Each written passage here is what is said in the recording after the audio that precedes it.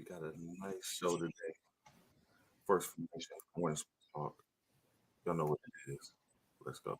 Hard work, hard work, hard work, hard work, hard work, work. There you go.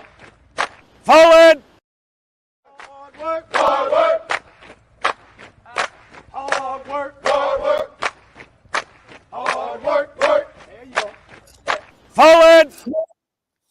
Hard work, hard work, hard work, hard work, hard work, work. There you go. Forward!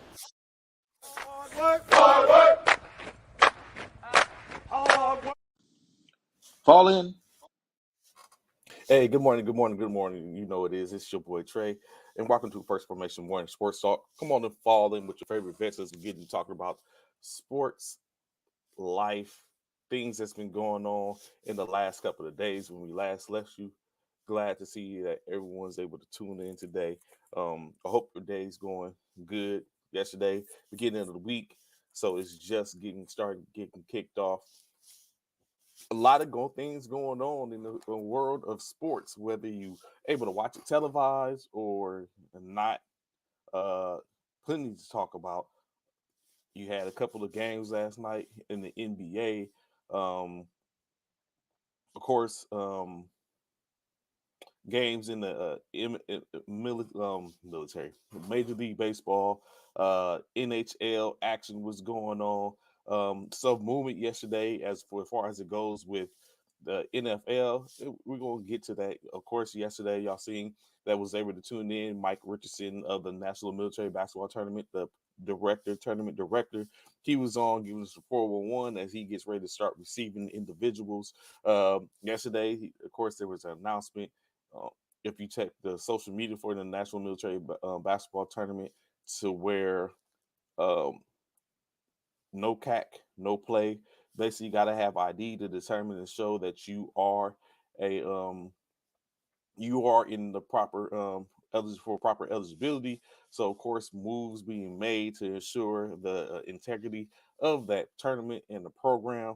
So, a lot going on. Of course, before we get really far into it, of course, last night, like I said, National Hockey League.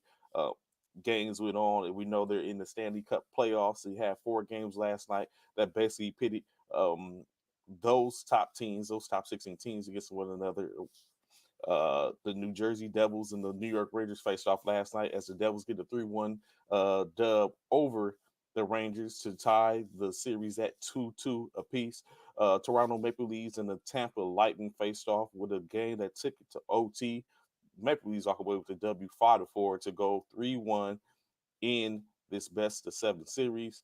The Las Vegas Golden Knights face off against the Vancouver Jets, in which the Jets have, correction, the Vegas Golden Knights have a 3-1 lead in that series. And last but not least, last night, the Colorado Avalanche and the Seattle Kraken got it cracking as the Kraken were able to tie the series at 2-2 with a 3-2 lead. MLB action before we get into the thick, our bread and butter. Uh, the Colorado Rockies got a goose egg win over the Cleveland Guardians by the score of 6-0. The Baltimore Orioles defeated the Boston Red Sox 5-4. Tampa Bay Rays and the Houston Astros faced off. Tampa Bay getting the W 8-3. Cincinnati Reds and the Texas Rangers 7-6 Reds. Toronto Blue Jays and the Chicago White Sox go at it. Blue Jays getting the dub 5-2. The Atlanta Braves ATL stand up, shawty, and the Miami Marlins. The Braves get a whopping of a win, 11-0 in that final. The Minnesota Twins and New York Yankees. I love it when the playing together. Minnesota gets the W 6-1. Detroit Tigers face off with the Milwaukee Brewers, and the Brewers fall to the Tigers by the score of 4-2. The San Francisco Giants and the St. Louis Cardinals face off 4-0. Y'all know what that is. That's a dub. San Francisco Giants. Arizona Diamondbacks, Kansas City Royals 5-4 in their close win. The Diamondbacks walk away with the win. battle of the A's, not the ATL, but the Oakland Athletics and the Los Angeles Angels. As the Angels walk away with the W, correction, to walk away with the L in extra innings. Athletic A's, the A's, Oakland A's, 11-10 in Major League Baseball.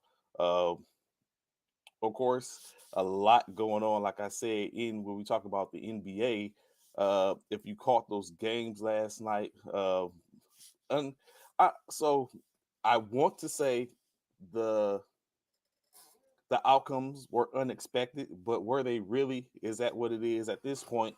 You look at four games have been played. Both teams, the Los Angeles Lakers against the Memphis Grizzlies, as well as the Milwaukee Bucks against the Miami Heat. Four games been played apiece, in which, when you look at that, for the most part, the expectancy of what the outcome is kind of already in place, really. And both teams 3-1 at this point in the four-game series. But like you said, what I was about to say, when you look at a two seed versus a seven seed and a one versus an eight, you kind of think 3-1. The expectancy is that 3-1 is to the better seed. In this case, in both cases, the that's not the rhetoric when you look at it. Let me get my scores pulled up so I can give y'all the full on one clearly and concisely. Of course, showing the ages in a sense, some top high octane uh, performances going on last night. We finna get right into it. Hold on. Uh, I want to make sure I give out because I want to give the full spectrum of what went on last night. Shout out to the Heat. Shout out to the Lakers, of course. What's good? You know what, Courtney Tops, bruh, you crossed my mind last night, brother. Of course, you know what I'm saying. In any case, but we're gonna get to it yet. Just make sure it remain. Just sit tight, Tops. I got you, brother. You ain't got to worry. I won't waste your time. Last night, like I said, the Milwaukee Bucks and the Miami Heat tapped in, fell in, 2-1 in favor of the Miami. For yes, sir. You know what it is, Commissioner Myers. Yes, yes, yes. Uh, he was the first one, Tops. But so, but before we get into that, we're gonna get into that. The first and foremost, the Miami Heat, like I said, Milwaukee Bucks, a show for the ages. If you didn't get a chance to see it, first we talk about Brook Lopez, underrated, very underrated in my opinion. Brook Lopez, a journeyman in a sense, but he continues to produce wherever he goes, making a name for himself. Was third in voting for Defensive Player of the Year. And he's there to pick up the slack when there's no one else, of course.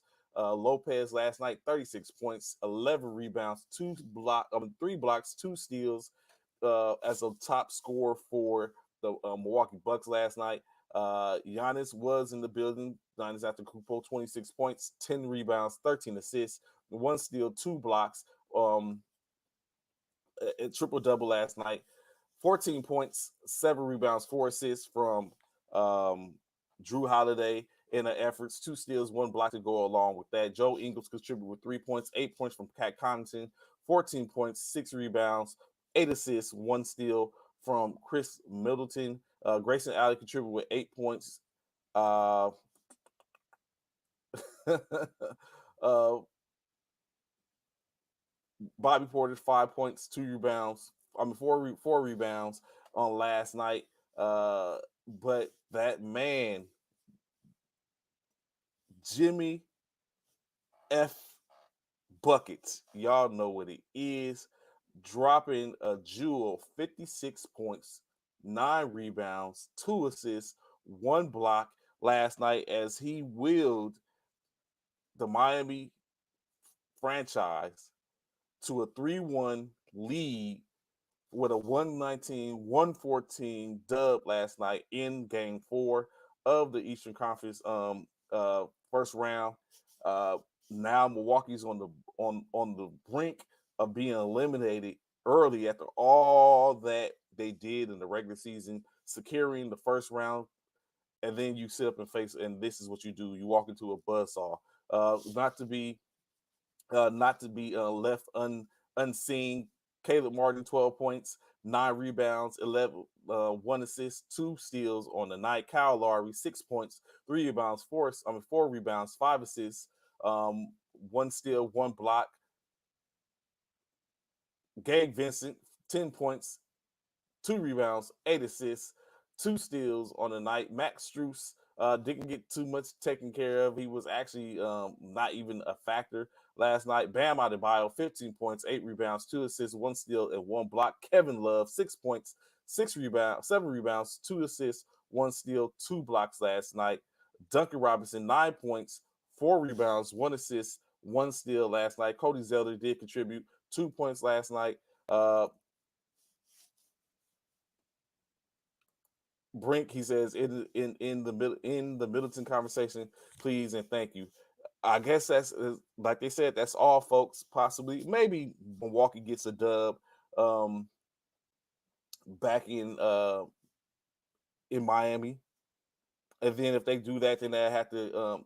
I don't know. It's over. It's over. Let's just call it what it is. Uh, Only thing that can happen is Milwaukee can make me eat my words on right here and show up.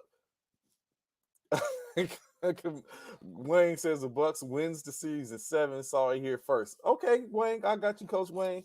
That's a tall order. Giannis has to go into super sign mode in order to get that accomplished. What's good, Kenny? Glad to have you information with us this morning. Glad what's going on, sis, TT. So wow, like last night, Jimmy Butler did one for the ages. Commissioner Myers did say Jimmy Butler is that dude which no one's talking about. We got to take in consideration there had to be a reason why Miami was the number 1 seed last year. Now you put them in a situation to where they were the 8 seed, had to fight they way in.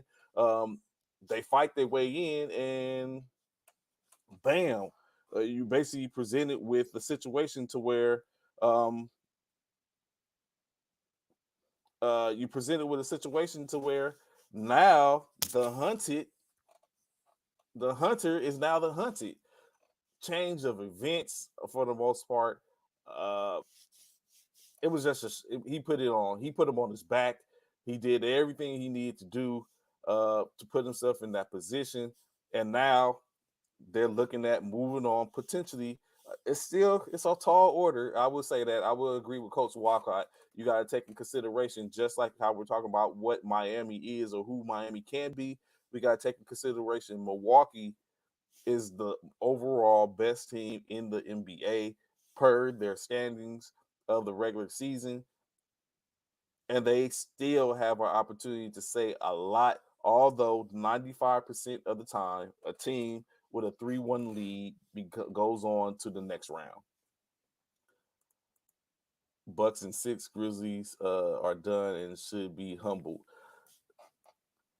They are not the best right now. Correct. Yeah, that's as I was saying that, I thought the same thing, Commissioner Myers. That yes, they are not the best right now. Presumably, maybe like Giannis mixing those games. I don't know. I would like to say Giannis mixing games, but in state they got the dub while Giannis was out, I believe. So all that conversation and that talk and stuff like that, it goes without saying. So now basically the Bucks have to play out the whole series in order 3 in a row in order to get to the next round. And then you wonder, getting to the next round, would they be spent? Was that all that energy that they exerted to get there? Because they got a ball out now, load management situations, everything starts to come into play now when you talk about it. Just like the similar stuff that's going on in Clipperland, in which we'll get to, I'm sure, in which we have an opportunity to discuss about what is really going on. Of course, we know, unfortunately, Kawhi Leonard probably has been dealing with some stuff in which if it's been all over the news, of course, because he's who he is. His sister just got locked up for a bid life in prison for allegedly committing a robbery in which the robbery left a woman 86 years old with no life in state. and so his sister's been locked up a little time. And just the other day, she was sentenced to life, no parole, in prison. Uh, so that could be that's mental, and now we tend to talk a lot about mental health and stuff like that. That could be presumed as something mentally where you have to deal with your family member, whether you mess with them or not, is looking at that and you're saying in all your glory and things you do. So that takes a toll. But that you're saying, but he's currently out again for what tonight is game 5 against Phoenix. And the ideal is the expectation, or what has been said, is that he's load managing, in which Tyron Rue came on and said that it is not, he's not load managing at all. He's really legitly hurt. And so that comes into play. So yeah, sports psychology, y'all got to understand MRTs, my MRTs, where y'all at. Um, but in any case, keeping with the game at hand, maybe there's going to be some mental anguishes for the Milwaukee squad. They got to pull up. I know at some point you got to take it for what it's worth and look at it. Insight is Milwaukee is backs against the wall. How do they come out in game 6? I mean, correction, in game 5, how are they coming out at in state? Like DJ got the music queued up. How you coming out, Milwaukee? Because at this point, is all that Miami bounce going on right now. Like, how do you sit up and stop that? And we're gonna see how it goes. What's good, Stones? How you doing, sir? Glad to have your information with us this morning. Um, but of course, saying it was another game last night that went on that had had the club jumping. Saying, like I said, DJ had the music queued up. I love LA is what was playing. People was rocking and going in the crowds. It was a whole vibe going on as the Los Angeles Lakers took care of business last night in on the whole home court. Crypto.com arena had it going. Lakers led by not a likely source. If you don't know this man's name, get to know him. Of course, 23 points from Austin Reeves, 4 rebounds, 6 assists, 1 steal last night to lead the Lakers as they got the dub last night, 117 to 111 in overtime. But there was a couple of firsts. You would think this man has 20 years in the league, multiple MVPs, multiple accolades to go along with this, all-time leading scorer, but yet his first time ever in postseason as well as regular season, LeBron James, 22 points, his first 2020 game, uh, 20 rebounds, 7 assists, 2 blocks last night as he helped, of course, with the efforts to get the dub last night. Vanderbilt, 15.6 rebounds, 1 assist. D'Angelo Russell, 17 points, 1 rebound, 3 assists. But the 17 points, the most contentious of those 17 was the 9 points in which he scored 3 back to back to back 3 pointers last night to put the Lakers within striking distance. He ends up going out on a foul out. It sits down, but the crew did the rest of the job. Dennis Schroeder, 12 points, 1 assist last night, 2 steals. Ryu Hachimura, 7 points, 6 rebounds, 1 assist last night. Uh, and Anthony Davis, 12 points, 11 rebounds, 2 assists, 2 steals, 4 blocks on the night. Although you can't say like they played against somebody, right? It was a game last night. They had to compete. So I'm giving you all the Lakers joints, but I got to tap in and give Milwaukee. Courtney, I Milwaukee had us on the ropes. We thought it was going to go a different way for a second. Might have been a little scared a second.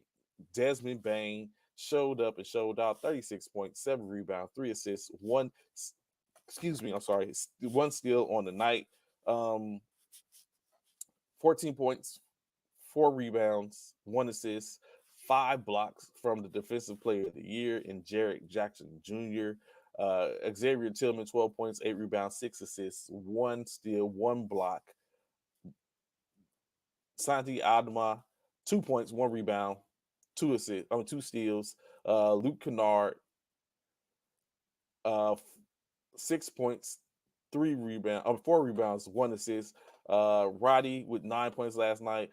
Jones, 2 points last night. And John Morant, 19 points, 4 rebounds, 7 assists, 3 steals, 1 block in his parade last night, but it just wasn't enough.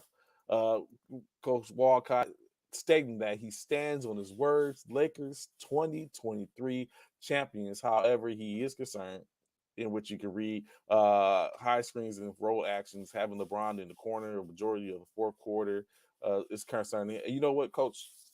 I we gonna definitely talk about this. Flaring AD for a 19-footer when he is struggling and concerning.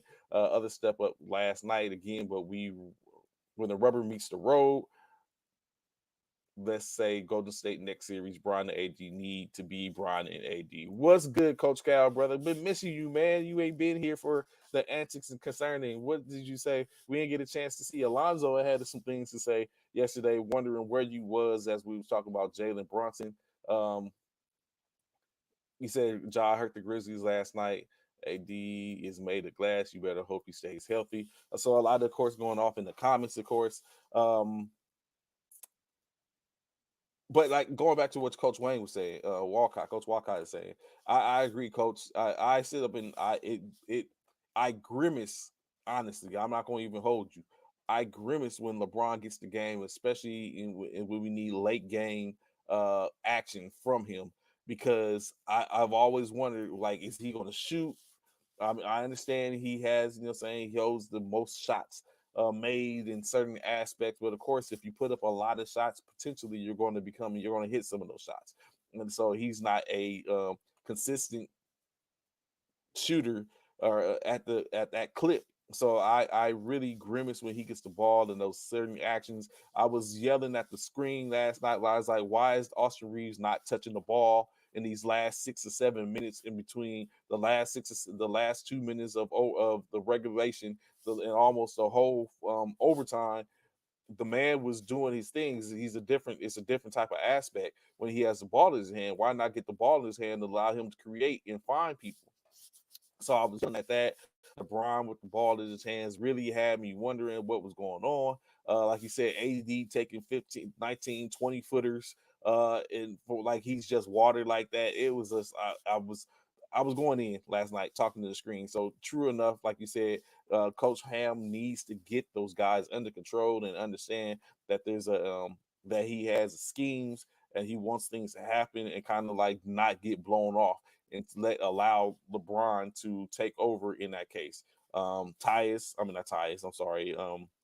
D'Angelo Russell fouled out, but he did what he did prior to them. Three points were huge for a guy who was only at 6 or 7 points before that quarter started. Um, AD, I don't know what to say. I guess if you look at the post game last night and Chuck on to NBA and TNT as they talked about it, and Chuck continued to speak about like where the hell is AD? It's like yes, in game two he gave buckets, saying he handled it, but it's like the inconsistency has to be gut wrenching for the players, the fans. It's like we need you at a certain point. Potentially, like you said, possibly looking at a game against even um, against one or two of the potential players, even where we're looking at a game against Golden State or Sacramento. In both cases, those games could potentially be gut wrenching. Matter of fact, basically just stopping into the door for the most part, walking in. You got, of course, we said special guest to come on today, Coach Uriah. And so, of course, before we get into really talking with Coach Uriah, there's going to be something to be said. I would like to understand and see what Coach Uriah has to say about the victories from last night. Of course, what's going on, Coach Uriah? How you doing this morning, sir? Hey, what's going on, Trey, man? Glad you Yeah. got me on, man. Yes, sir. Yes, sir. Not a problem. Not a problem. We was just talking about. I don't know if you was able to catch some of the comments. Just talking about the two games last night. Jimmy buckets, LeBron James and his late game heroics. The lack of AD at this point. I just wanted to know Can we still get that deal in Chicago? Vucevic, uh, Vucevic and DeMar Rosen for Anthony Davis, and we'll even throw in Scottie Pippen Jr. So he can get that Chicago S feel again. Oh, that's supposed to make us feel good, giving Yeah, us the yeah, yeah, old school Pippen and Rose Pippen in there to sweeten the deal. yeah, Look, yeah. See, I'm gonna tell you right now, at this point in Chicago, I'm okay with them moving anybody in Chicago. Like, I mean, I just feel like the experiment with DeMar DeRozan and Zach LaVine, I mean, it was enough to sustain us and keep us as a playoff team. But I think not having Lonzo Ball, that hurt us bad. But yes, I think that the Bulls need to make a major move. I would look at just blowing it all up, right? You know, building around it, Desumi, and the young kid Patrick Williams. I think he needs a bigger platform to perform, and maybe just moving off of Vucevic, DeRozan, and Zach LaVine. Maybe keeping one all of those three. three. Okay, just Yeah. keeping one. And I think just, potentially letting those other guys go. Vucevic is at a point where he needs to probably go and, look to see if he can get a ring. Same with DeRozan. LaVine, I think, needs to prove himself a little bit more. I think maybe give him his own team and experiment and see that he's just not that guy. I just don't think he's the number one option. But yeah, I think watching the games last night, man, look, Jimmy Butler, not a huge fan of the Miami No. Heat. Okay, but Butler, goodness Yeah, gracious. I'll be honest. I picked the Milwaukee Bucks actually to win it all. I mean, this is obviously hindsight's 2020. Seeing Giannis get injured, that changes everything. But Jimmy Butler, they call it playoff Jimmy. I call it inconsistency. You just never know what you're gonna get from him. Some days he looks like the best player in the league. Other days you're kind of like, who is this guy on the floor? So I think last night you got a chance to see version of Jimmy Butler where people kind of are always like, that's the playoff Jimmy Butler. So, I think Miami is in the driver's seat in that series, unless Giannis just comes back and turns into MVP Giannis.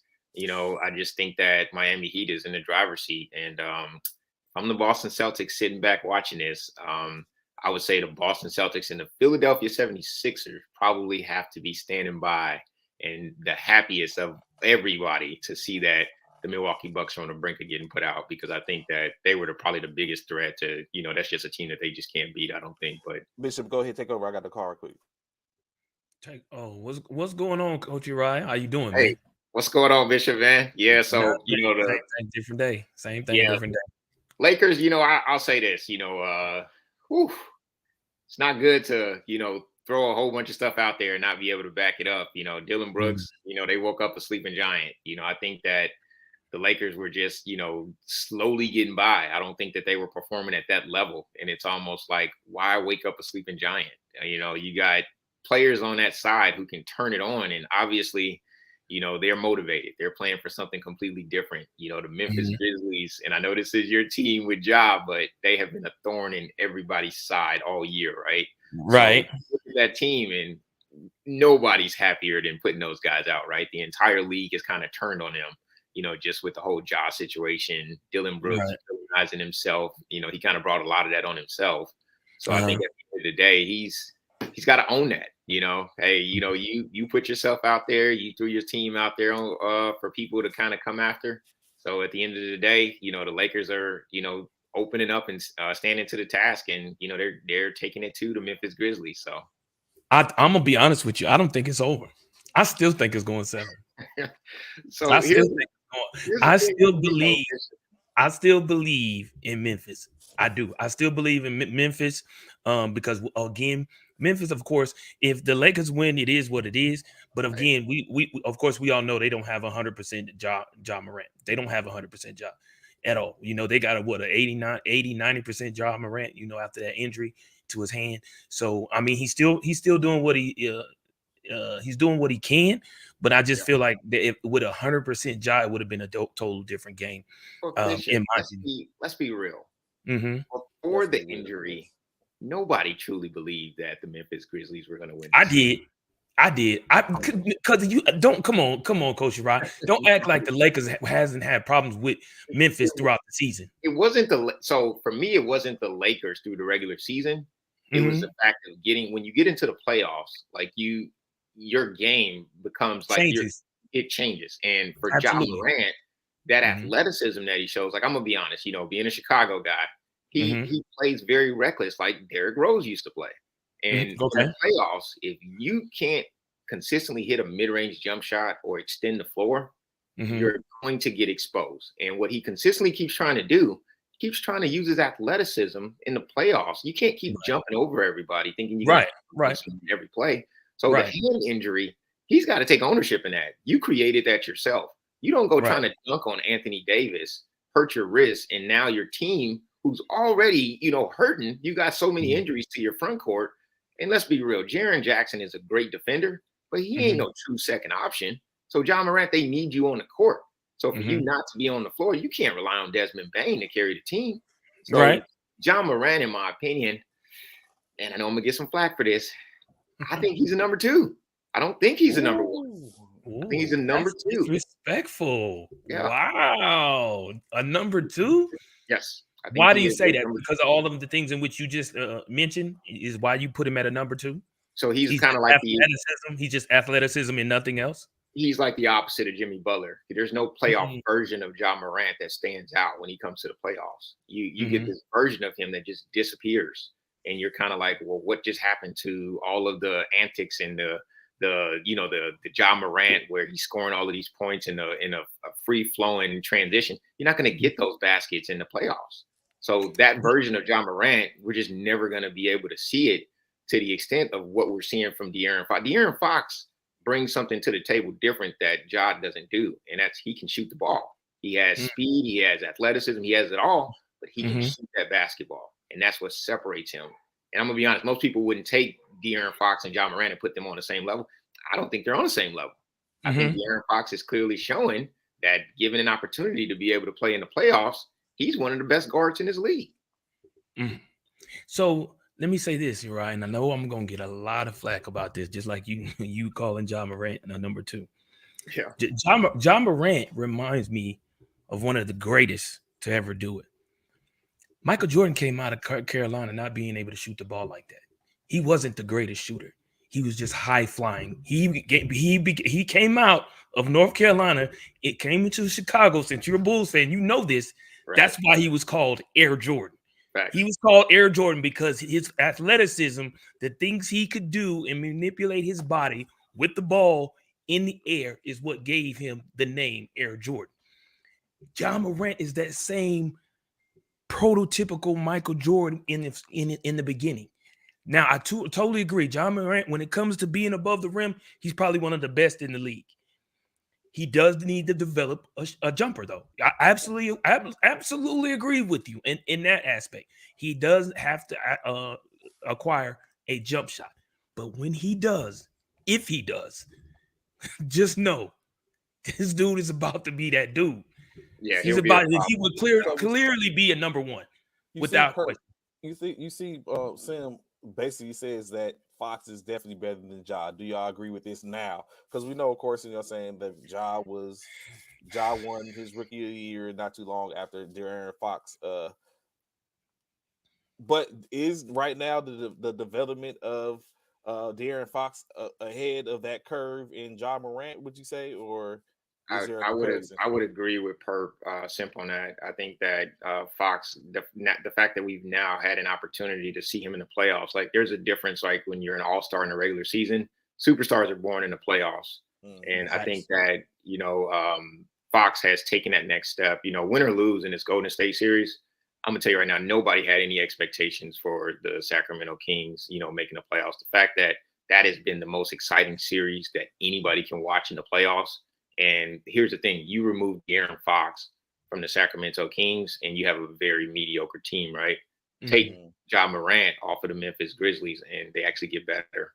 And I think there's your answer in terms of who's better. Yeah, and we might get to see that because currently De'Aaron Fox is dealing with a fracture in his hand, which may make him put him out for tonight's game, which is more to come from that, of course. But like you said, last night, 2 good games. Jimmy Butler, 56 points in his game, getting his team the one time 19-114. And of course, the Memphis Grizzlies falling to the Los Angeles Lakers last night by the score of 117-111, 2020 game for LeBron James, his first one, That's as crazy. is his first time in his career in which he had 20 rebounds or more. I guess he has things that's undone that he hasn't completed yet. Malik Monk going to have Malik. Yeah, true. You know what? I forget Malik Monk who can go get it. If De'Aaron Fox can't go, it might be him and Sabonis that have to go in tonight. Um, tonight. So all saying, all hats off and everything to that. As last night, Desmond Bain was on one. He was being victorious. I thought he was going to get them to a dub. It didn't happen last night. I'm not mad at all. Lakers up 3-1. Miami up 3-1. Gentlemen, in your opinion, are both these series done? Or can someone potentially slay the dragon and come back? Yeah, I think that this, like, if you just look at that last play right there from John Yeah, Morant, you see how that's much right. You see how much that's a space hand. they gave him Yeah, on the court. I mean, the he's fact not that 100. you're playing a guard and you're basically daring him to shoot the ball, and then he's Hold trying to on, back this hold on, player Coach down. Uriah. Hold on, Coach Uriah. Hold on. Y'all gonna tell me this? Come on. And this is what I don't like about the Lakers. Because anytime LeBron do something, everybody holler, foul, foul, foul. Are you gonna really sit here and tell me this wasn't a foul? Are you really gonna sit here and say that this is not a foul by LeBron James? Not this. Yeah, that one. You're gonna No, sit here and He hit the ball. I don't think it's a foul. I think that are you? Desmond Bain, because he was There's going no up body to contact on this. There's no body not contact. not enough to blow the whistle. To me, Desmond Bain, and I'll point this out, right? When he's going in, if he goes in, takes a floater or uses his left Watch hand, LeBron's hand. Watch his hand. His left hand. Watch his left hand is all up on his back. But if that was LeBron, I guarantee you he'd have cried for a foul. Look, right behind it, he comes back with a foul. So I'm crying for a foul. This is why so I'll say this: the officials were consistent. They didn't blow the whistle for either on those. So I will say it was consistent from the officials, but the reaction from LeBron versus Desmond Bain was different.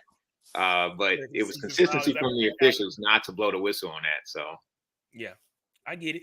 Again, to me, I feel like the Lakers are probably going to win this series without question.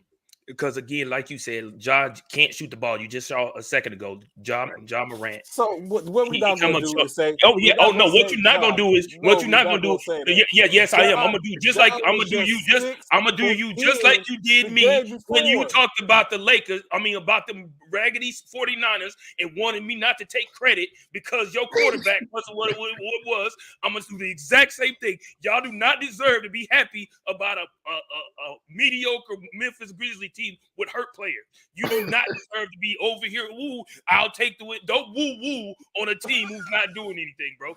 Don't do it. Don't do it. Don't do it. 6 for 4 from 3-point with that same 6 for hand. 4. Which yes, he saw. I mean 6 for 10 from the same same hand bad. which we're talking about from the It don't 3-point matter. line.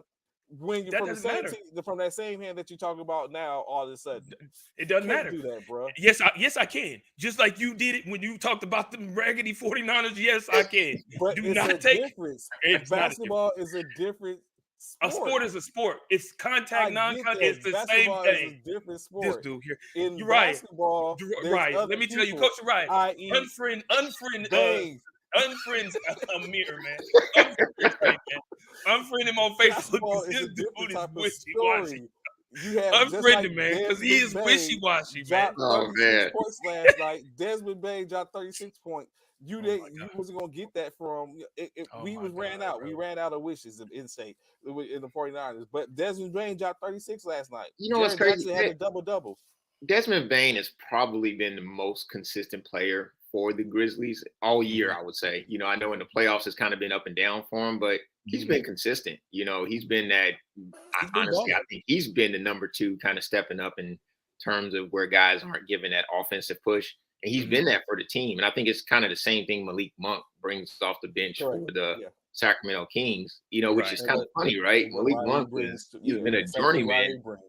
Yeah. And having him in Sacramento versus his time in LA and his time in Charlotte, he looked like a guy that was on his way out the league. And he goes to Sacramento playing alongside De'Aaron Fox, and he looks like the second coming of, I mean, he looks like he's going to be in the league for a long time in that system. You know what? But I think that he was actually pretty good going out the door in LA. It's just I mean, look where it was just where he was at. Basically, in my opinion, Austin Reeves just picked up what Malik Monk was doing last year. That's where Austin Reeves was picked up at. But he's in the system in him and Horchard both in the system in Sacramento look like they've got life again. And so to go off of what you're saying about Desmond Bain, he is. I think he did an unfortunate thing in poking the bear in about Hachimura saying he can't do that, and Hachimura is the between him and Austin Reeves are the top scorers from the LA in this series. So it is what it is. Courtney, what Courtney said the Grizz play the rest Lakers. Really, Courtney, that's what we're gonna do. Come on, Tops. Sorry, Tops is on one. Tops is crazy. I understand. You had a lot to say. It's crazy. It's crazy how when things are going Trey's way, it's all they're the perfect team. Everything is this. If it's ever against Trey's wheel and it ain't going their way, oh, we didn't have a full team. LeBron did this. At no point LeBron that. Oh, we need to get rid of AD. Oh, we need to do. I'll say this though. You still need to get rid of AD. You need to get rid of AD. Oh, now you need to get rid of LeBron too. From the point that the Lakers made that trade, though, and they brought in Hachimura and they brought those boys in from Minnesota, like that was a complete different Lakers team. And honestly, at stretches, they actually look better without LeBron on the floor. I think they've struggled a little bit with adding LeBron back into the mix. And now you're starting to see them just actually gel. And unfortunately, I think Dylan Brooks has been that catalyst to kind of bring that team together. And just have those guys all, basically just mesh, because I think there was still a little dysfunction within the team, but I think they are gelling. And I think you can probably thank Dylan Brooks for that. So do the Lakers go deep in the playoffs? I don't know. I mean, I think that next series for them is going to be tough, but I'm obviously looking past the Memphis Grizzlies because they just look defeated at this point. So, Coach Uriah, we bring you on the show this morning for a specific reason, of course. Coach, we know we are currently on the cusp, just a couple of days from the National Military Basketball Tournament. Yesterday, we had Mike Richardson, tournament director, that was on, and he talked about the program. But you, yourself, Fort Hood, soon to be Fort Cavazos, Phantom Warriors, currently the defending 2022 NBMT champions, holding what Coach Richardson, Mr. Richardson said, holding the number one spot for 52 plus weeks. First time which that has been done, wire to wire at this point. How do you like your odds going into the tournament this week? Not to mention you're also the Joe Hall Classic champion as well. It seems like San Antonio is y'all second home, Coach. So how you like the chances? I know, right? Our trophy case. I mean, I'll be honest. That trophy case here at Fort Hood it's got a lot of history in it. A lot of great coaches have came before me, and it's got a lot of rich history at Fort Hood. Fort Hood is obviously one of the, I say, top 5 military installations population-wise in the Army or in the world, I would say. And we just have a lot of talent here. And I think that, really bodes well to a lot of the success that we consistently have. Obviously, it's going to be hard, right, to repeat and to, kind of go through a tournament. You got a lot of people that's kind of marking that game on their calendar. They're looking at that team and they're saying, man, we're going to go hard. I have a younger group, that's coming back this time. Obviously, we've had some changes to the roster. I think that's, well known. We got some pieces that were with us early on that are not going to be with us. I think that's going to give an opportunity for some of these younger guys to really make a name for themselves. I think in cases where particularly young one y'all got is the talk of the town, huh? Yeah. And honestly, I'll tell you, here at Fort Hood, we go through an enormous amount of changes. Got Warfighter right now that we're dealing with at the end of this month. So, I'm going to have some pieces going back and forth, but obviously we have a lot of talent. It's a lot of loaded talent that we'll be able to bring to the tournament. So those guys that are coming, they're going to play hard. They're going to rock hard. They're going to try and defend. The takeaway is none of the players that are here this year played with the team last year, with the exception to 2. I'll take that back. I got 2 guys returning from that championship team.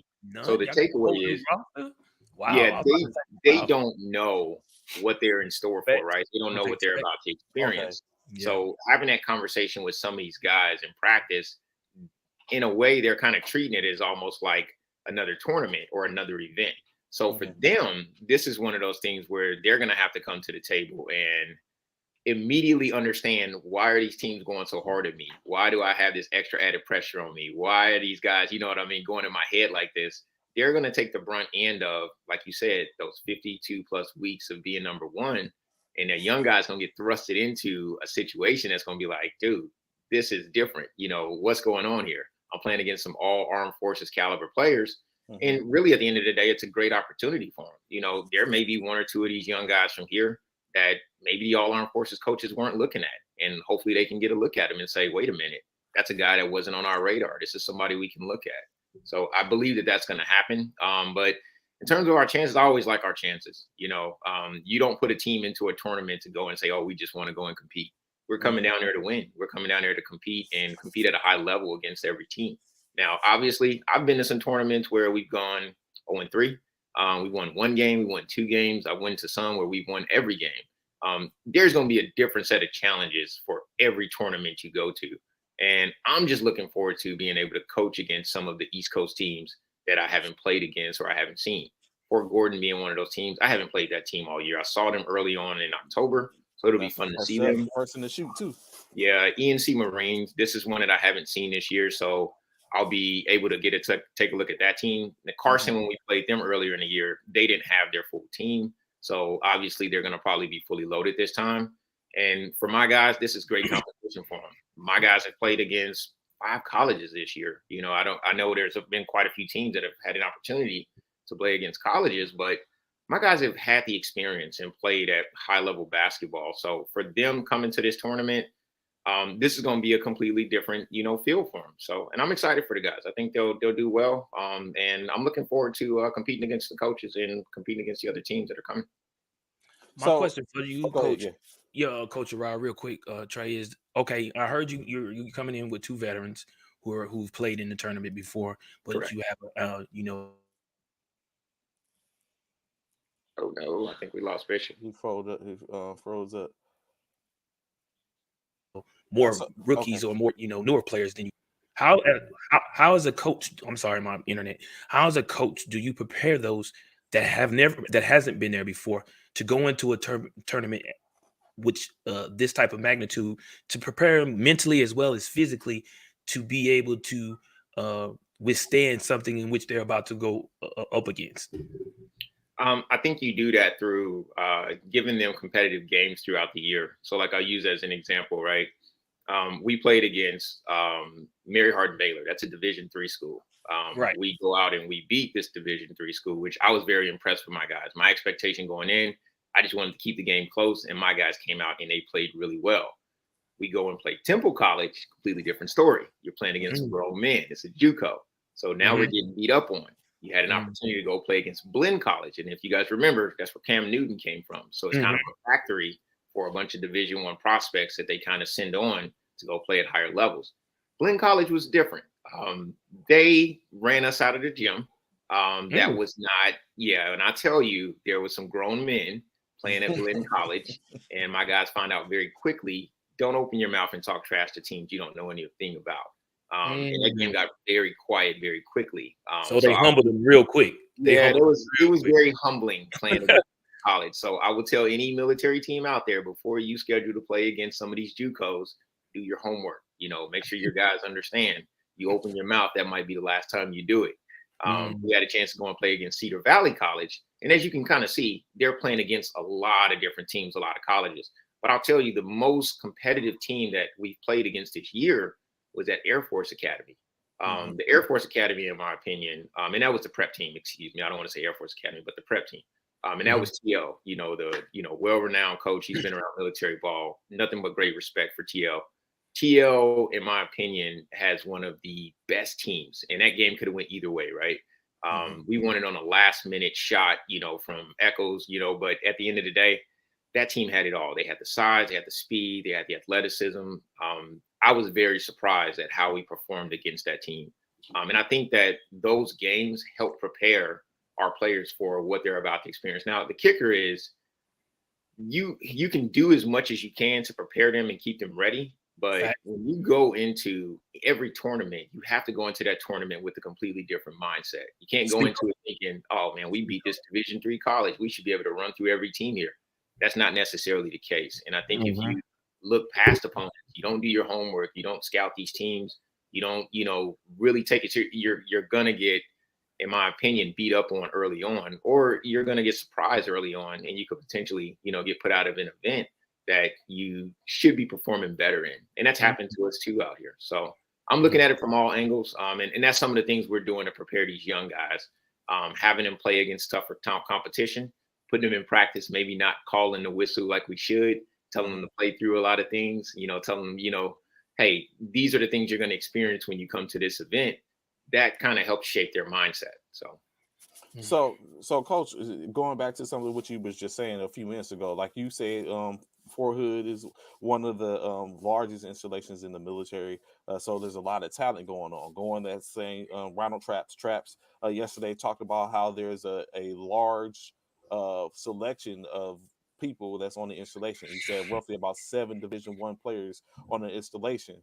From that, how do you continue? What are the challenges? Because obviously you have a barrel of riches. Are there, or do you have any challenges as far as building the program, or in the program? You talked about how plenty of coaches have came before you. Obviously, they've had the same opportunities and stuff. What challenges or what are the situations, issues in which you faced in building the program, even with all this there? So no, definitely. And I know a lot of people know this, right? Fort Hood being the biggest installation land wise. Population, we're number 3 though. Right. There's actually 2 installations bigger than Fort Hood, that being Fort Bragg and Fort Campbell. A lot of people I know don't know that. And I want to put that out there because yes, Fort Hood has a lot of talent. The challenge that you run into is the coaches that have come before me have had support with MWR. And what I mean by that is you've got money, you've gotten things given to you. The challenges we face today, we don't have that same money. The only benefit we get today is we get the gym.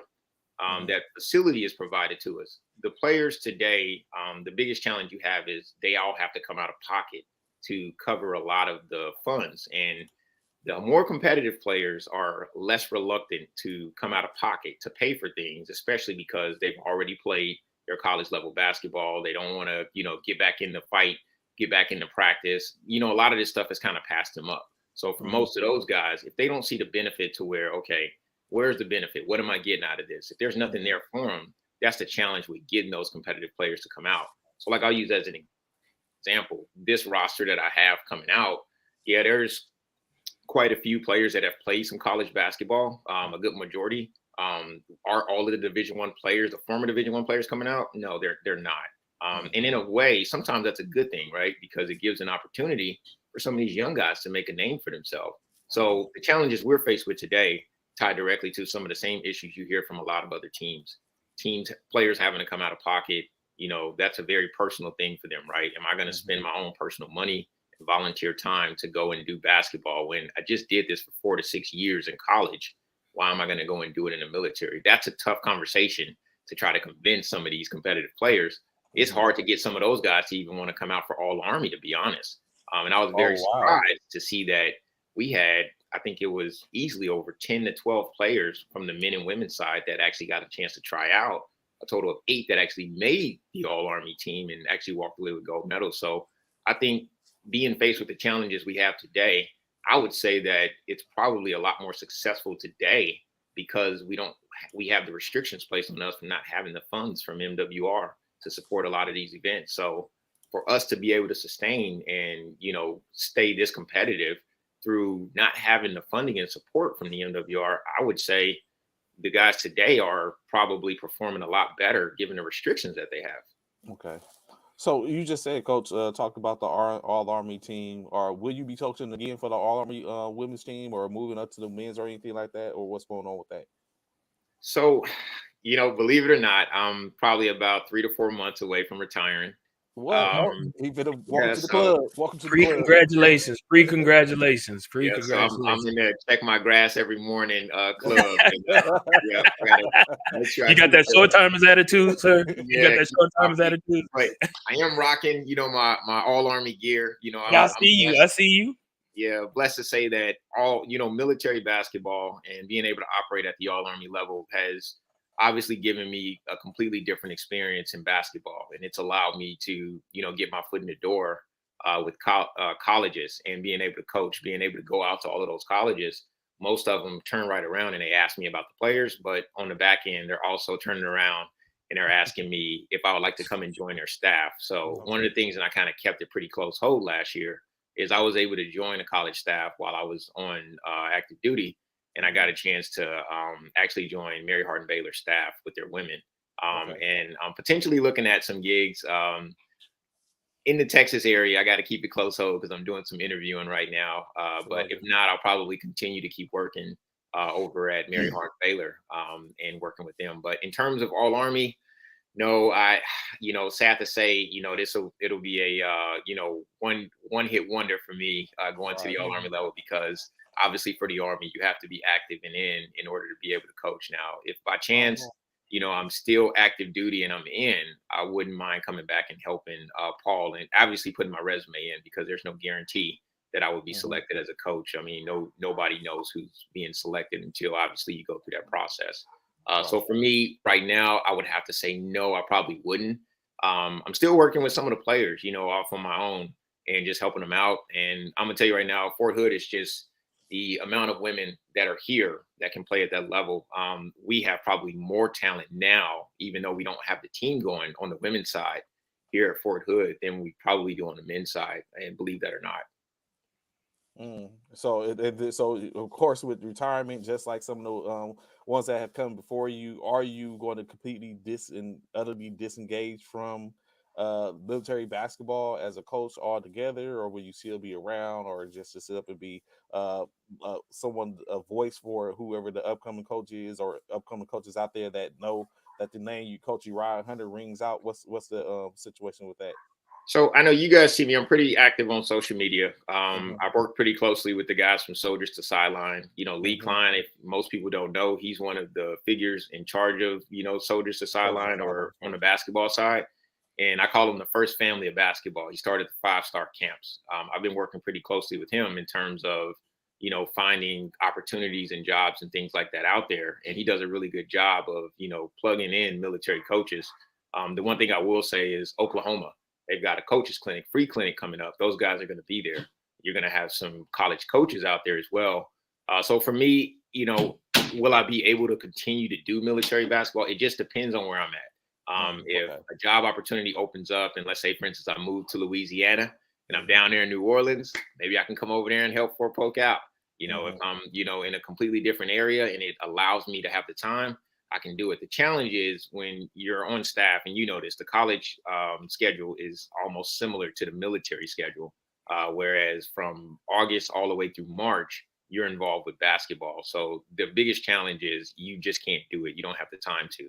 So for me, it just depends on, availability. And if I have the time to do it, I would love to continue working with military basketball. But the direction I'm moving, I'm probably going to have to turn the reins over. And we already have identified a replacement for me here at Fort Hood, someone who stepped up and wants to volunteer and take the program. And honestly, I think it's important to recognize that sometimes it's good to pass the torch, when your voice has started to, I would say, not ring out with the generation and the players today. And I think that that's important for me to recognize and point out that my voice, I've been here almost 3 years. Pate handed the keys to me. I had a chance to work with Q and Pate and some of the guys that were here before. And you got about a 3 to 4 year life cycle sometimes at some of these installations. Some coaches, and I'll give them credit, the ones that are doing it consistently for longer periods of time, these are some of the great coaches we have in military ball. But for me, I think it's important to pass that torch. I've got, a coach, and I'm not going to throw his name out there because I'll let him introduce himself, when he wants to take over the program. But he's going to take over, and we're going to, hand the keys to, and he's been around military ball, so he's no stranger to the game. He understands military ball, and, I'm happy to hand the keys over to him and, let him take the program.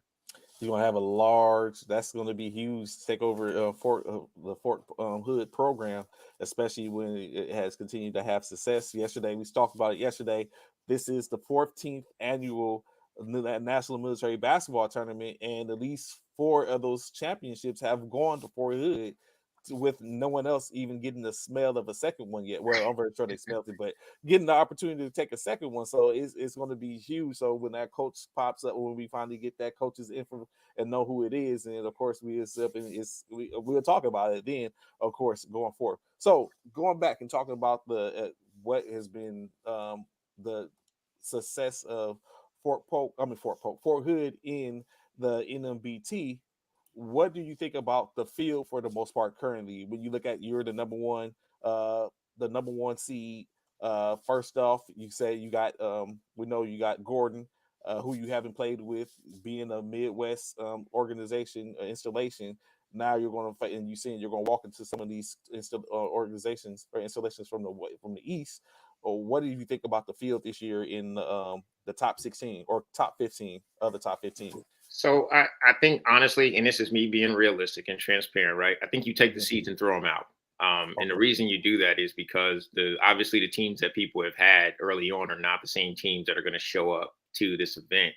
Now, I will say this, and this may come off a little controversial, but I think that we do not have the best 16 teams here. I think that there's 2 teams that were overlooked, and I want to show those guys some love right now. I'm going to use my time to do that for them. I think that Mayport out there and I may say this wrong, but I think they're in the CMAC.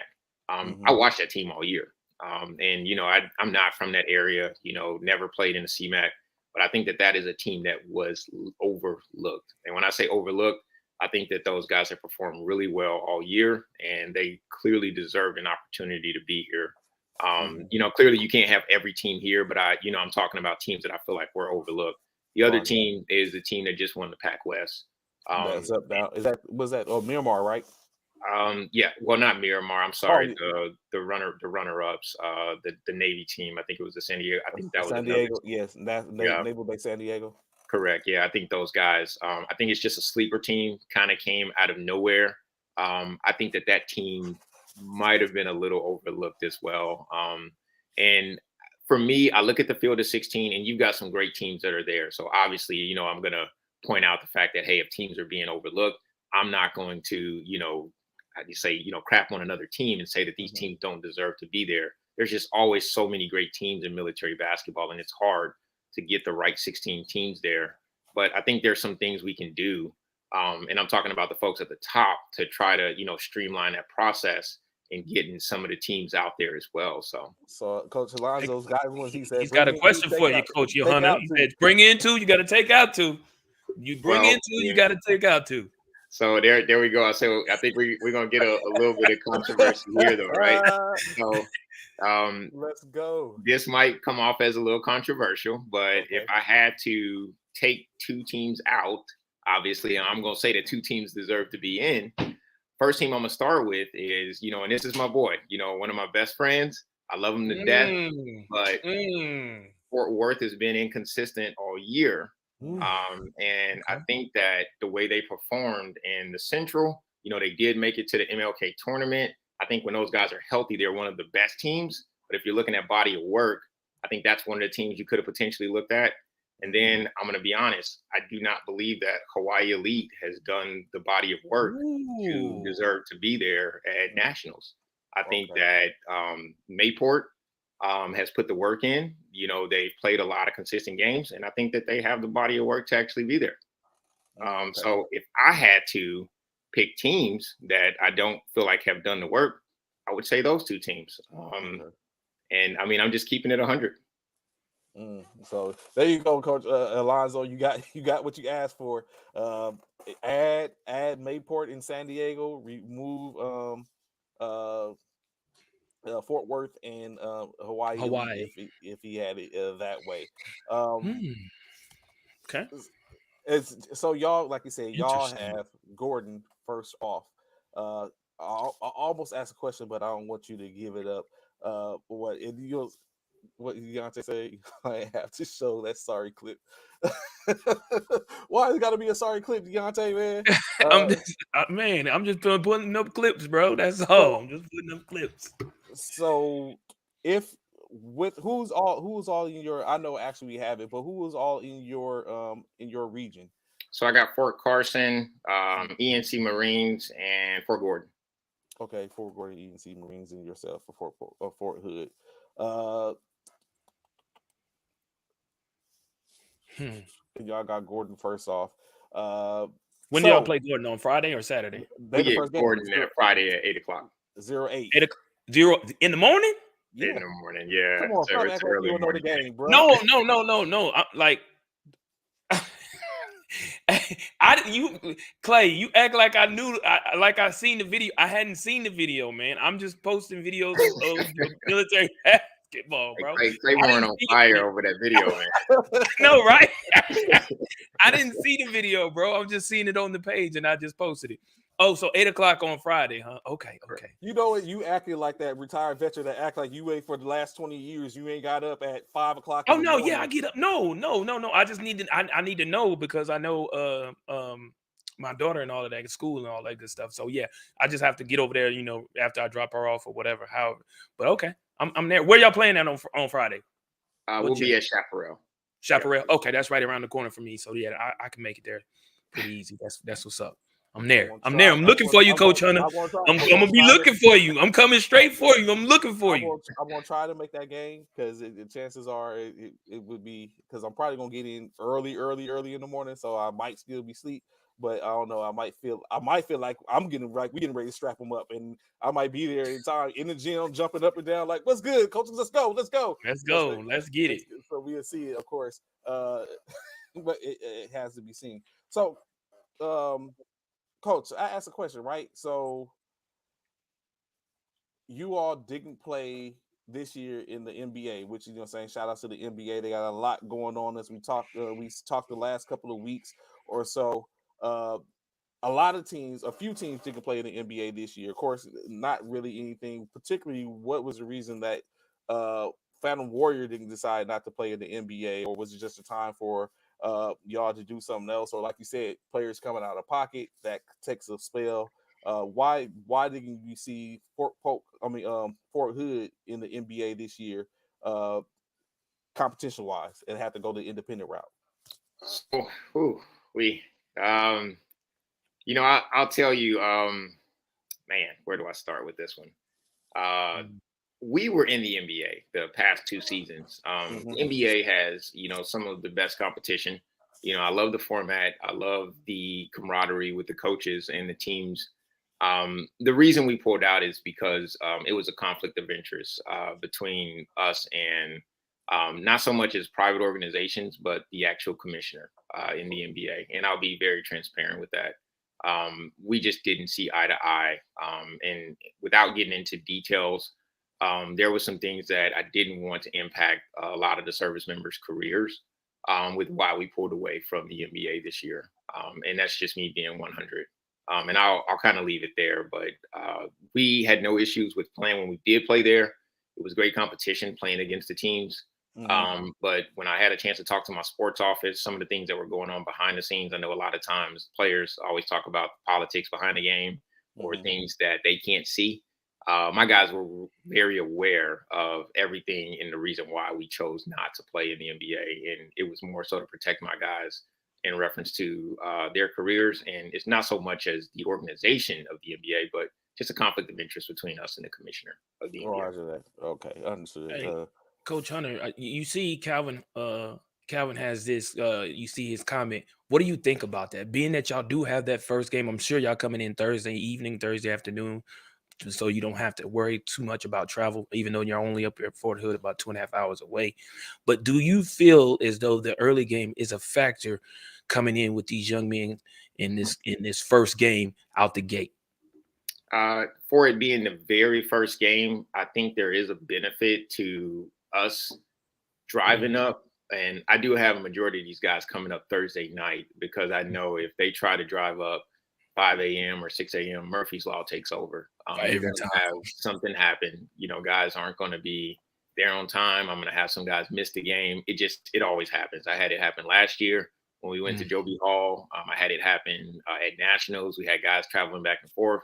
This year, we're going to try and have everybody stay up there in San Antonio. And what's crazy, believe it or not, when you're the home team or you're this close or this local, and, you know, for us in Fort Worth, and, you know, I talk to Snow all the time.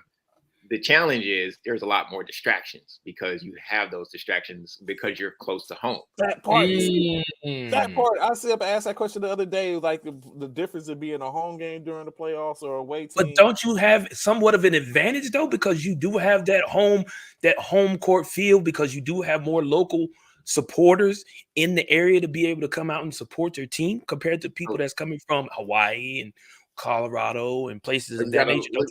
Look at it from this standpoint. Trey Bishop is if I know my guy is 2 hours away and I'm a commander or a first sergeant, am I a little bit more reluctant to say, hey man, I can pull you, I can use you for this, or wife says, hey, I need you to come to the house and do something, versus if I'm in Colorado or I'm in Wichita or Las Vegas, you can't do that. If the guys are there, they're there. Once they're finished with their leave or their time, and they can go back. Me as a coach, I prefer to always be in military basketball. I don't think there's a home court advantage for being the home team or the host team, right? I think the home court advantage is being on the road, because when you're on the road, it's a tight-knit group. When I see those teams coming into Fort Hood and I see them in a 15-passenger van, everybody staying together, I'm like, God, you don't. They built that bond during the travel. And you don't get that when you're the home team or the host team. You're always on the phone. Hey, man, where you at? Hey, you're missing. Hey, what's going on? Hey, where these guys at? Hey, dude, oh, I got mama going this. I got baby doing this. And then you see guys walking in the gym with strollers and babies and everying else. And I'm like, what is going on here?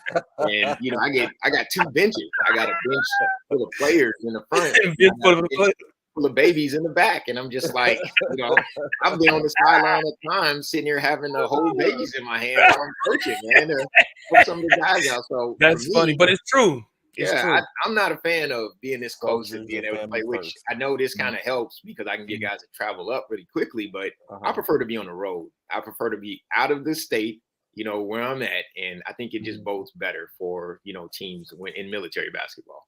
And so I see a couple of people going in, of course, in reference to that being that you're the number 1 seed and having the first game or a 0-8 game. Do you feel it? Does that make you feel a certain type of way? But or like you said, it doesn't matter. You're kind of like when you're looking at, you're not playing against another local team. You're playing against a team that has to travel and had to travel. You don't know when they came in or how they came in. But what do you say to what Coach Cal is saying about being the number 1 team? Although he's like it's different.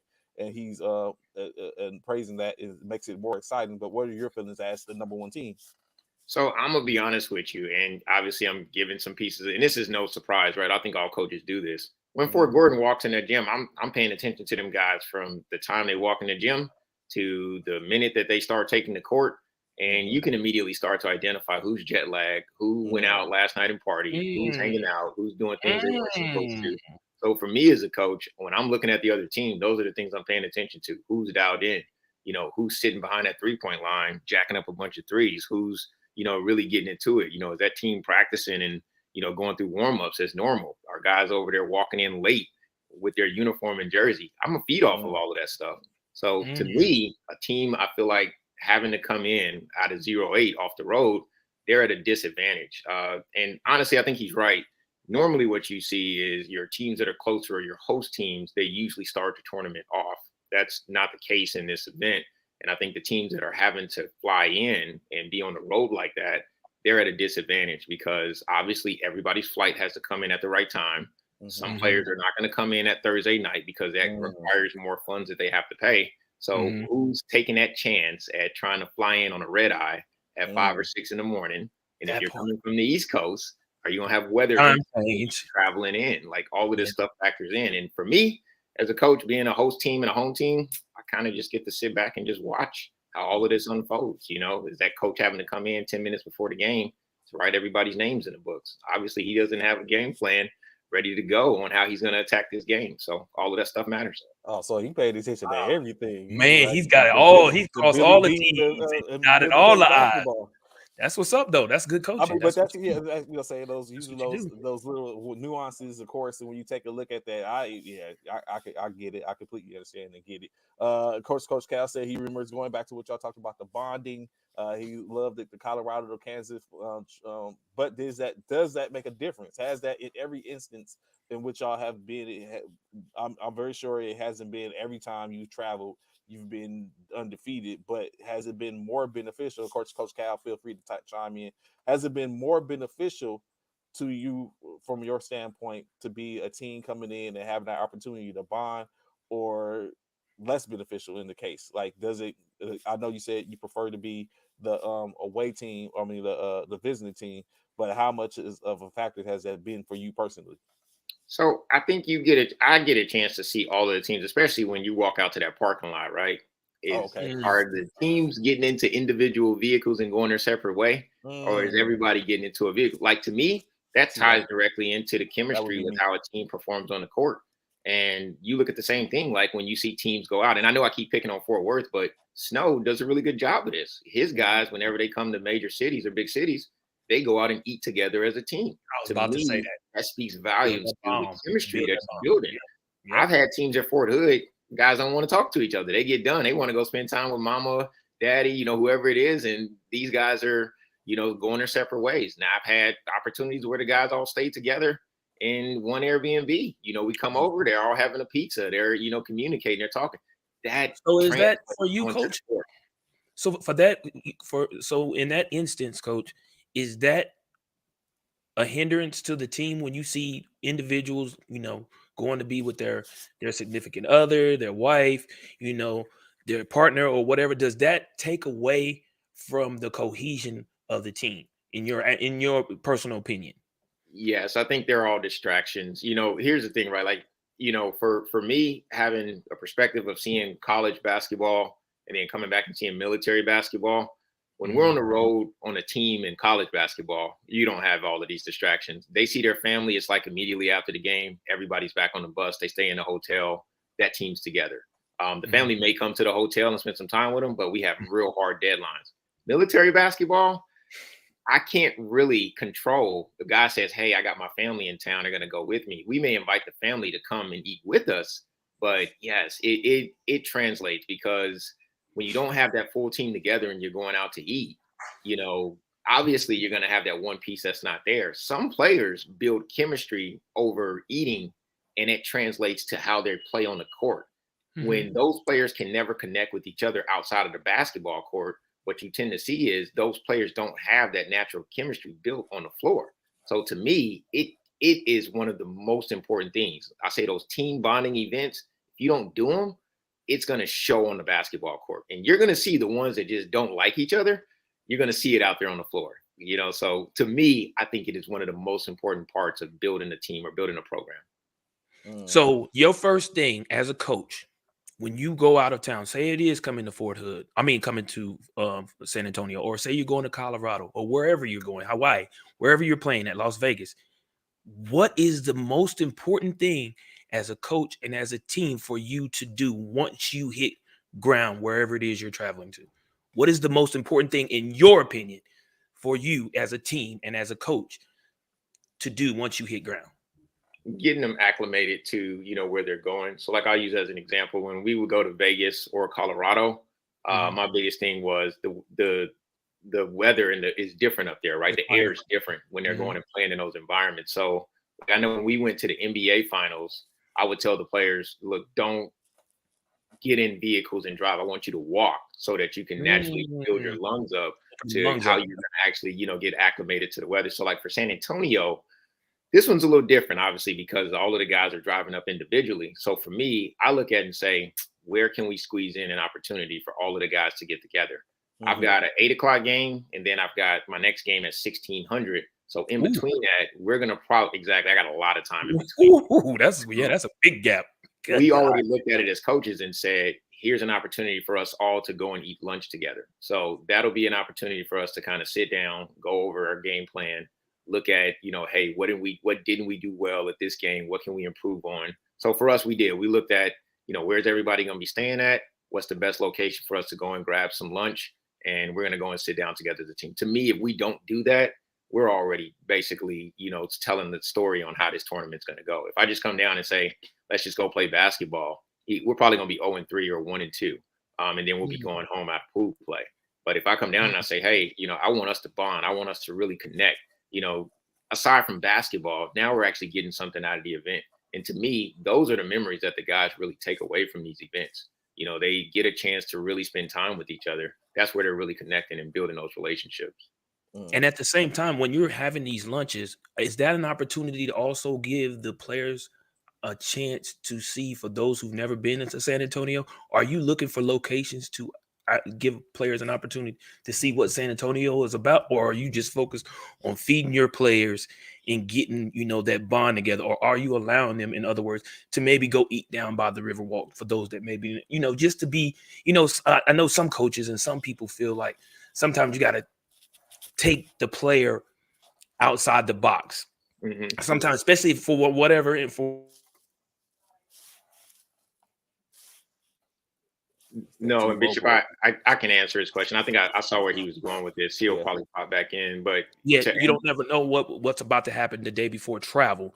So therefore, sometimes certain things happen.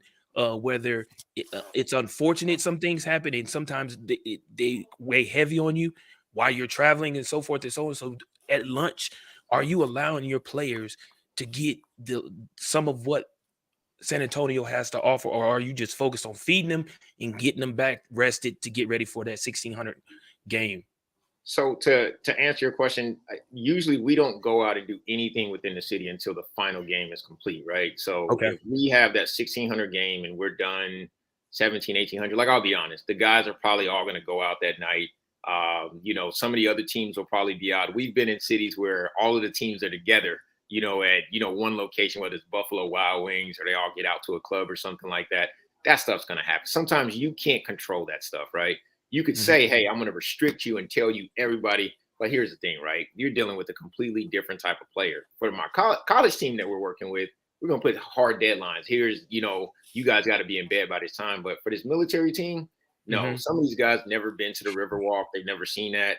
The other thing that we try to do a good job of is, if you bring family with you, I try to make sure that the players come and let me know that. Does that tie into certain players that we play on the court?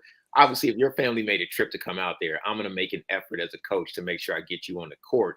And then the other thing is, we're going to make an effort to go over and spend some time with that family. And then we're going to also invite them out. Like, hey, do you guys want to come out, spend some time with the team, get a chance to see what your son or daughter's been doing with us all this time? And most of the families that we've been given that invite to have always said yes. So for us, yes, we do factor all of that in. That's something that we try to build into all of our trips whenever we go out. And these are some of the best things we can do. And it's cool because a lot of the same places we go to, we see some of the other teams out there as well. So, across the board, every team is doing a form of this. I can't say every team, but some teams are doing this. And it is so cool to get both teams out. We just competed against each other. Now everybody's out kind of breaking bread with one another. That's cool. I like it. That's what's up, man. So real quick, talking NBA, let's fall back into the NBA real quick. 3 games tonight, gentlemen. All game 5s, all potential elimination games. Atlanta versus Boston, Denver versus Minnesota, and the Clippers against the Phoenix Suns. All 3 going home tonight. So I'll start. You said Atlanta, Boston. I think Boston will close that one out. Who was the second one you said? Minnesota and Denver. Oh yeah, I think that's done. Yeah, I'm happy to see that Anthony Edwards finally found his groove. I think he's been, consistent with putting up big numbers. It just hasn't translated to wins. I just think it's time for them to blow that up. I'm not sold on Karl Anthony Towns. I know Rudy Gobert is going to take the brunt end of a lot of the issues this year because of the big trade, but Karl Anthony Towns has consistently always been an issue with the Minnesota Timberwolves, and I think it's time for them to just cut sling load and move off of him. And then I think Phoenix Suns, LA Clippers. Man, I hate to say this. I've loved Kawhi's game. I think it's time for him to retire and hang it up. Wow. Yeah, I think it's time. I think it is time for him to retire and hang it up. I think the Phoenix Suns are going to close that series out. Yep. And they're playing in Phoenix tonight. Yeah. So I think we do get 3 closeout games tonight. All 3 Okay. closeout games. Coach Cal disagrees. He thinks Minnesota gets another win. Yeah, so, I can see it. So going into so Anthony Edwards, Darren Fox, Mm-hmm. Ja Morant, these players. They're Anthony Edwards. Is he under? I mean, is he overlooked?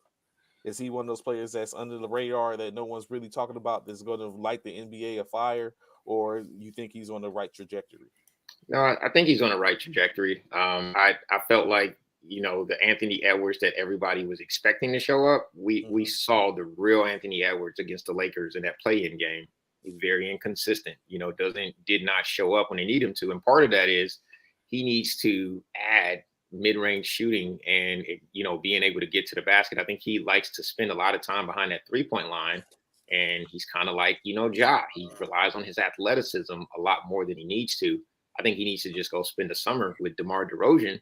And I think we would see an Anthony Edwards type jump, the way you were kind of describing with Jordan making that jump.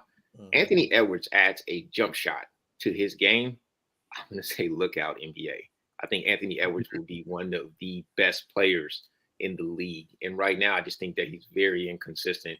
A lot of the numbers, I think you can kind of throw out the window because he's on a bad basketball team. I don't care about a guy scoring 30, 40 points. And you're doing it in a losing effort. Like, that means absolutely nothing to me. That's like the Gilbert Arenas effect, right? You can go put up 30, 40 points, but if it's not equating to wins, it just, it's endless points. Those endless stats that we talk about all the time. So, me personally, I would go, if we always talk about the start, cut, bench, De'Aaron Fox obviously has arrived. He's here. Ja Morant, I wouldn't disrespect him and, put him below Anthony Edwards, but I would go Ja Morant behind De'Aaron Fox, and then I would go Anthony Edwards. I think he's, that he's coming, but I think that he's got a lot of work to do. But I think that his potential is higher than Ja Morant's if we want to compare the two.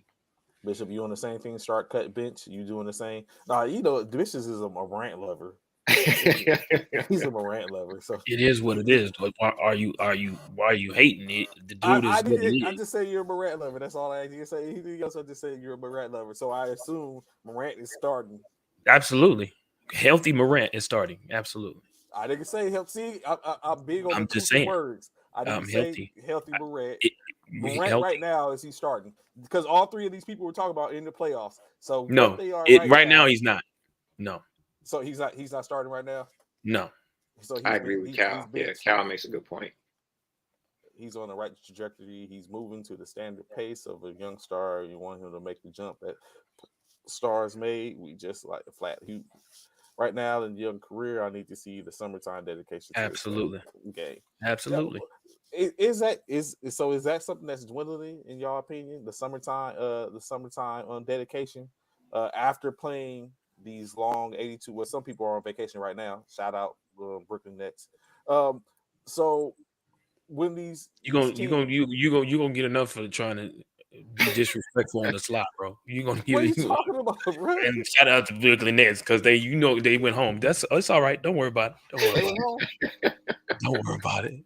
Don't worry about it. They went home. Hey, according to Kyle Kuzma, they didn't deserve to be there anyways. He did say that. Yeah. Who said that? Kyle Kuzma said that. He said that Kevin Durant helped him get there. He was like, y'all reaping the benefits of a guy that ain't even there no more. Yeah. Kyle, he was very disrespectful. Very disrespectful. And that part. Call me disrespectful. Cause yours is slick though. Cal ain't holding no punches. Like, he putting it out there. Cal is like Beverly. He put it out there without question. You try to throw yours underneath your breath. Like, ain't nobody hear what you said. But I heard you.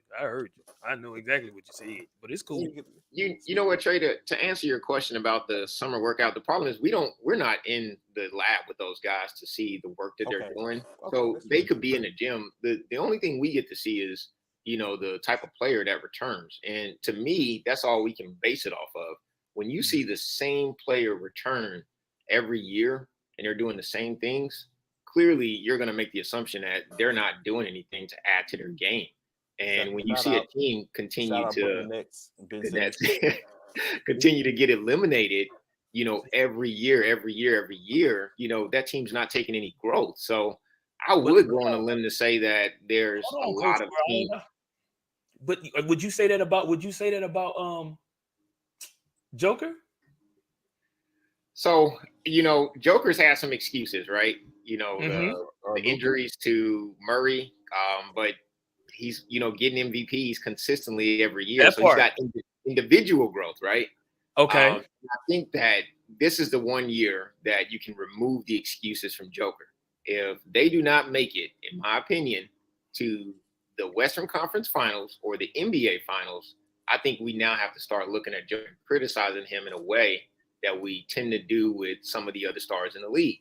I think that, there is a Band-Aid on a lot of the European players that are in the league, and these guys tend to get a pass in terms of, hey, they're not carrying the team. Hey, the same amount of pressures that we put on LeBron James and some of the other stars from that are born in the States, they don't have that same level of pressure. So the Joker, this is the year. I think that if he does not take this team, being a two-time MVP of this league, having a full, healthy roster that they have, he can't make it to the finals. I think we have to start looking and saying, maybe he's not the guy, or maybe he deserves some of the same criticism that we've been kind of giving to LeBron over all of this time. I just think it's hard to say, in my opinion, as I think it's hard to say a person particularly a center, an athletic center, is hard to say that they're going to carry the team. I just think because we're no longer in that type of a world. But Hold on, Trey. When you say center, are you saying playing center or center statue? Because Kevin Trey, Durant, the team, playing center. scary. Okay, because Kevin Durant is Playing center size, center statue, but Trey, Bishop, I'll say this: we're about to potentially. We don't know who the MVP is, right? Right. Yeah. Joker could walk away with 3 MVPs in a row. Are we honestly saying that Nikola Jokic is that good to where we're saying he's winning 3 in a row? We've got players in the leagues. LeBron's never won 3 in a row. MJ never won 3 in a row. Right. I think there's a handful of players that have won 3 in a row. If we're going to say he is the best player, nobody even close. You can't carry your team to the NBA Finals. Something doesn't add up there. And you can't continue to keep giving a guy all these MVP titles saying this is the very best player. There's nobody even close. If you're that good, carry your team with what you have.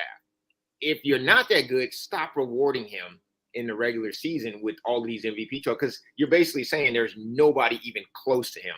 And I don't think the Joker has that big of a gap between all of the players in the league. He's just not that good, in my opinion. And I sit back and I think about all the players who have been awarded the MVP.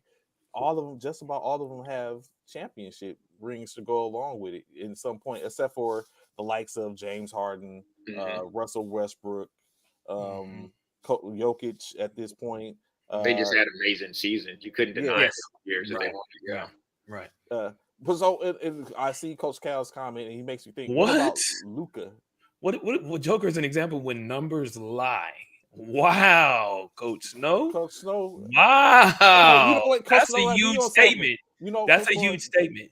It's Coach Snow might be on something, because I think about the same thing. Like, how did Marc Gasol get Defensive Player of the Year that year? It's stuff like that where I look at it like, saying maybe so. Maybe Coach Snow is on to something. It'll be an asterisk. Here we go with asterisk talks, because big reason all three of the non-available superstars and injuries that have occurred over the last few years while he cruises through playing efficient all-round basketball. Do we knock him for that though? Because I think potentially that same exact reason is going to be the reason why he might lose this year, because of that break between when he wasn't playing and Embiid was balling out. And then Embiid had that 52-point game that everyone believes. I'll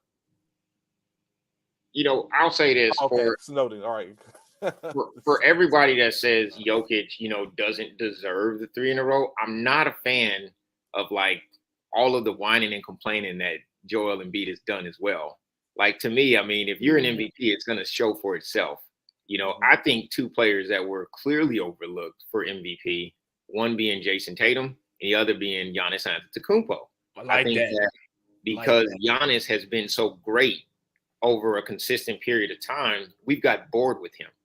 Joel Embiid, in my opinion, just because finally you've decided to play more than 60% of your games in a year, you deserve a trophy for that. I'm not going to reward you for coming and doing your job just for, one time. Do it on a consistent basis. Carry your team. And to me, Joel Embiid is a great player, but he doesn't have that huge of a gap over Giannis Antetokounmpo. I thought Giannis Antetokounmpo was unfairly treated this year in terms of votes for MVP. Especially with Milwaukee being the number one team. I thought that they criticized him and hurt him more just because he had Drew Holiday and Chris Middleton. But the Joker, you could look at the same thing and say, having Murray and Gordon and those guys, has helped carry him. And Jason Tatum, he was clearly overlooked. I thought that was disgusting, the way he didn't get more votes carrying that team. I mean, going through a whole coaching change, the way that they did and keeping that culture and everything together, Jason Tatum, I felt like deserved a lot more votes than what he got. Snow says Fox should be in the combo. No, come on. Let's not. I think he's. Let's Fox, not push it. Year off. We pushing it now. I think we're definitely starting to go into that.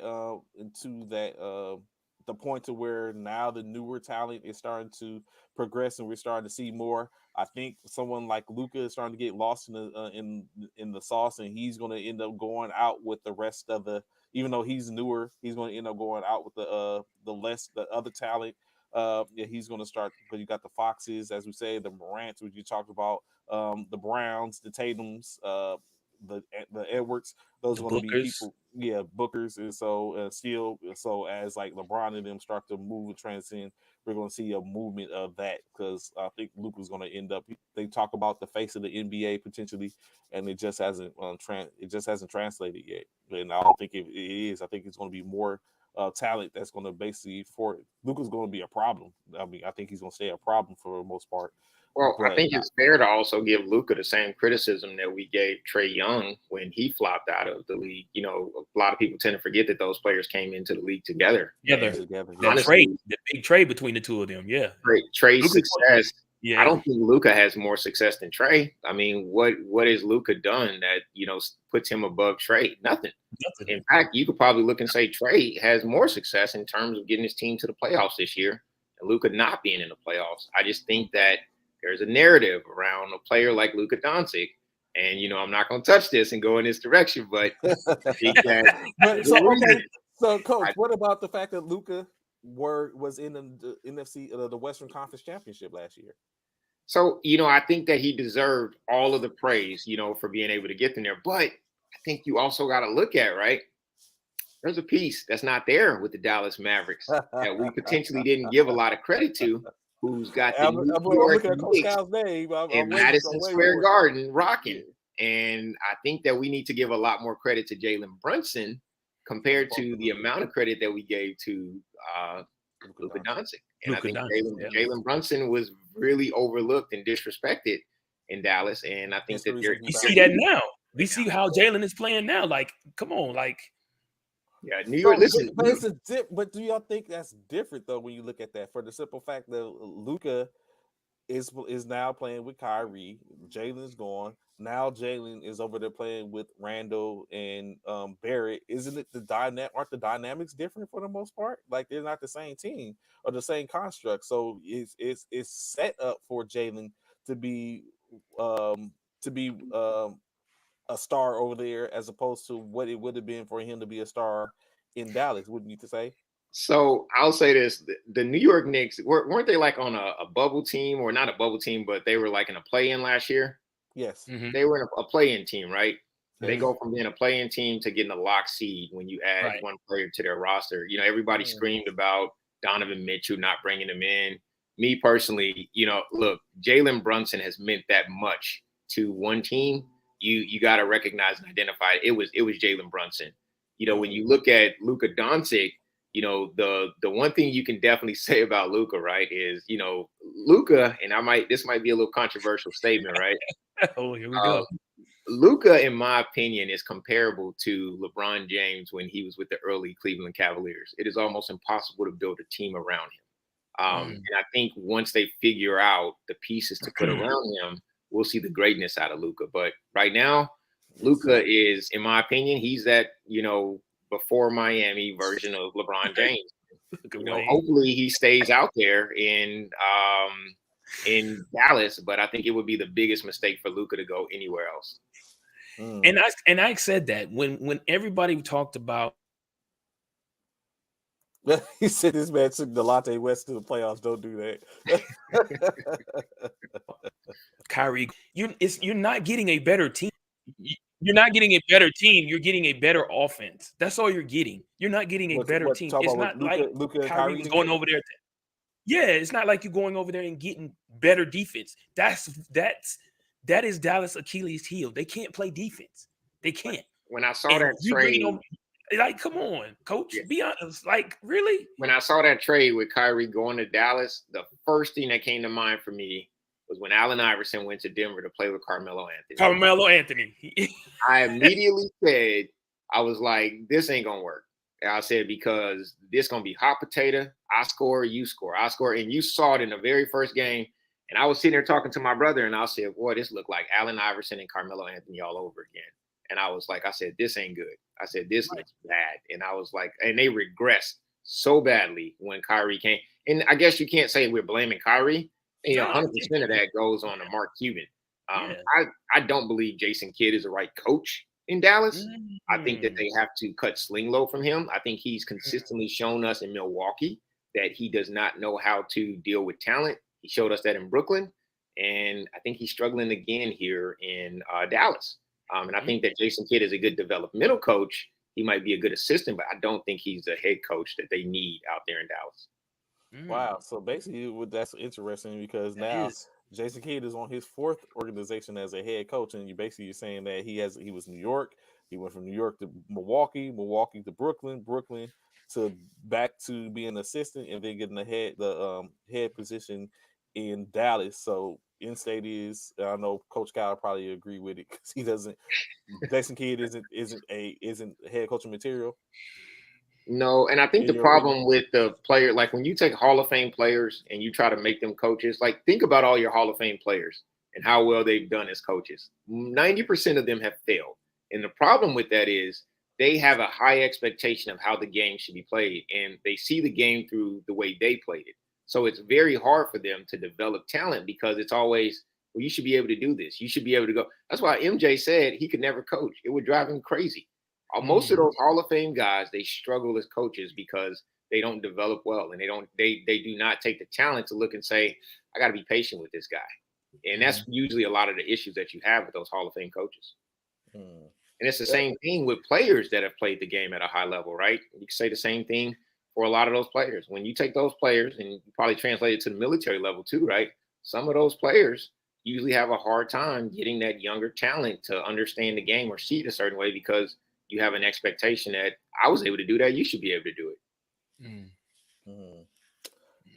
True, clear and concise words. When you look at it, I start thinking about it and I think more so you might have to make it more so about the newer generation of no players because you got to take in consideration Pat Riley was a former player, Chris Jackson, former player, Steve Kerr, former player, but he's been successful. Very successful. Then you go to the Chauncey Billups, Mike Jackson, Tyronn Lue, those type of players, and where you got Doc Rivers. Yeah, I was about to say Doc. You know what I'm saying? Those type in which I don't know. I think the jury's still out on Doc, even though he did get an A championship. Hey, I tell you what, you ain't never seen a team live down a championship more than the 08. I feel like the 08 Celtics win a championship every year. Every time I see one of them boys on. Them boys are always on. Like I'm like, my goodness. I said this championship was almost 2 decades ago, and them boys come on, and I was like, they would, and they living that thing up, man. Like I ain't mad at them, man. Y'all won that championship. He won it, yeah. Because look at how they won it, what it is, and then the fact that Paul Pierce continues to talk trash about it and everything like that. Like Paul Pierce is, but like you said, he's living his best life and having a good time and discussing it. Coach Cal knew he was gonna say something soon. You're not going to make Luka fit into an offense. He's not in shape and doesn't move without the ball.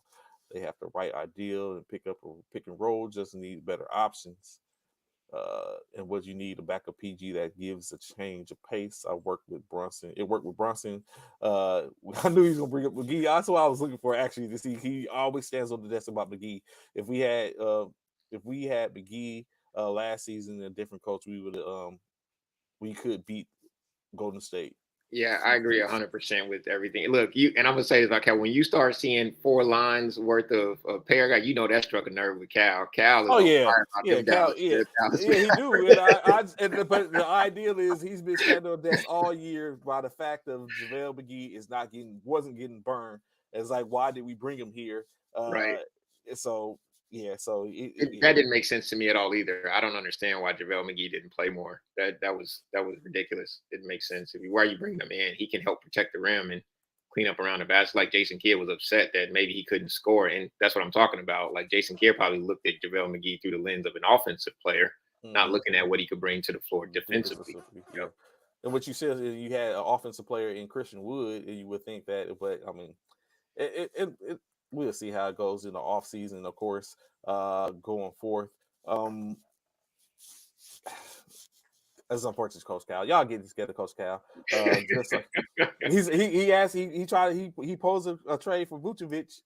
Hey, we'll take it at this point. Like, look, if Chicago's willing to do a deal with the Dallas, man, look, Cal, I'm all for it, man. Let's do it. Oh my goodness, that would be interesting. I mean, why bring Vucevic where that's just scoring? Vucevic is in the although he'll get you 18 and 10. I mean 18 and 6. Right, exactly.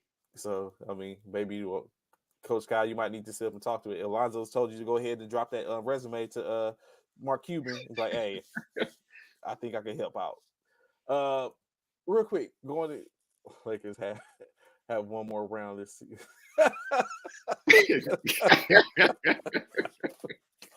I'm just saying, Coach. I got you. I humble myself and be quiet. But if we win again, second round, I'm talking again.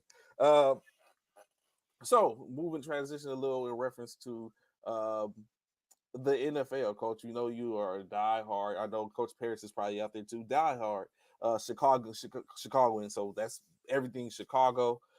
Yeah. Justin Fields and the Chicago Bears made some moves, picked up some people. Where were you upset with the movement of that number one pick, or do you think it was a wise choice?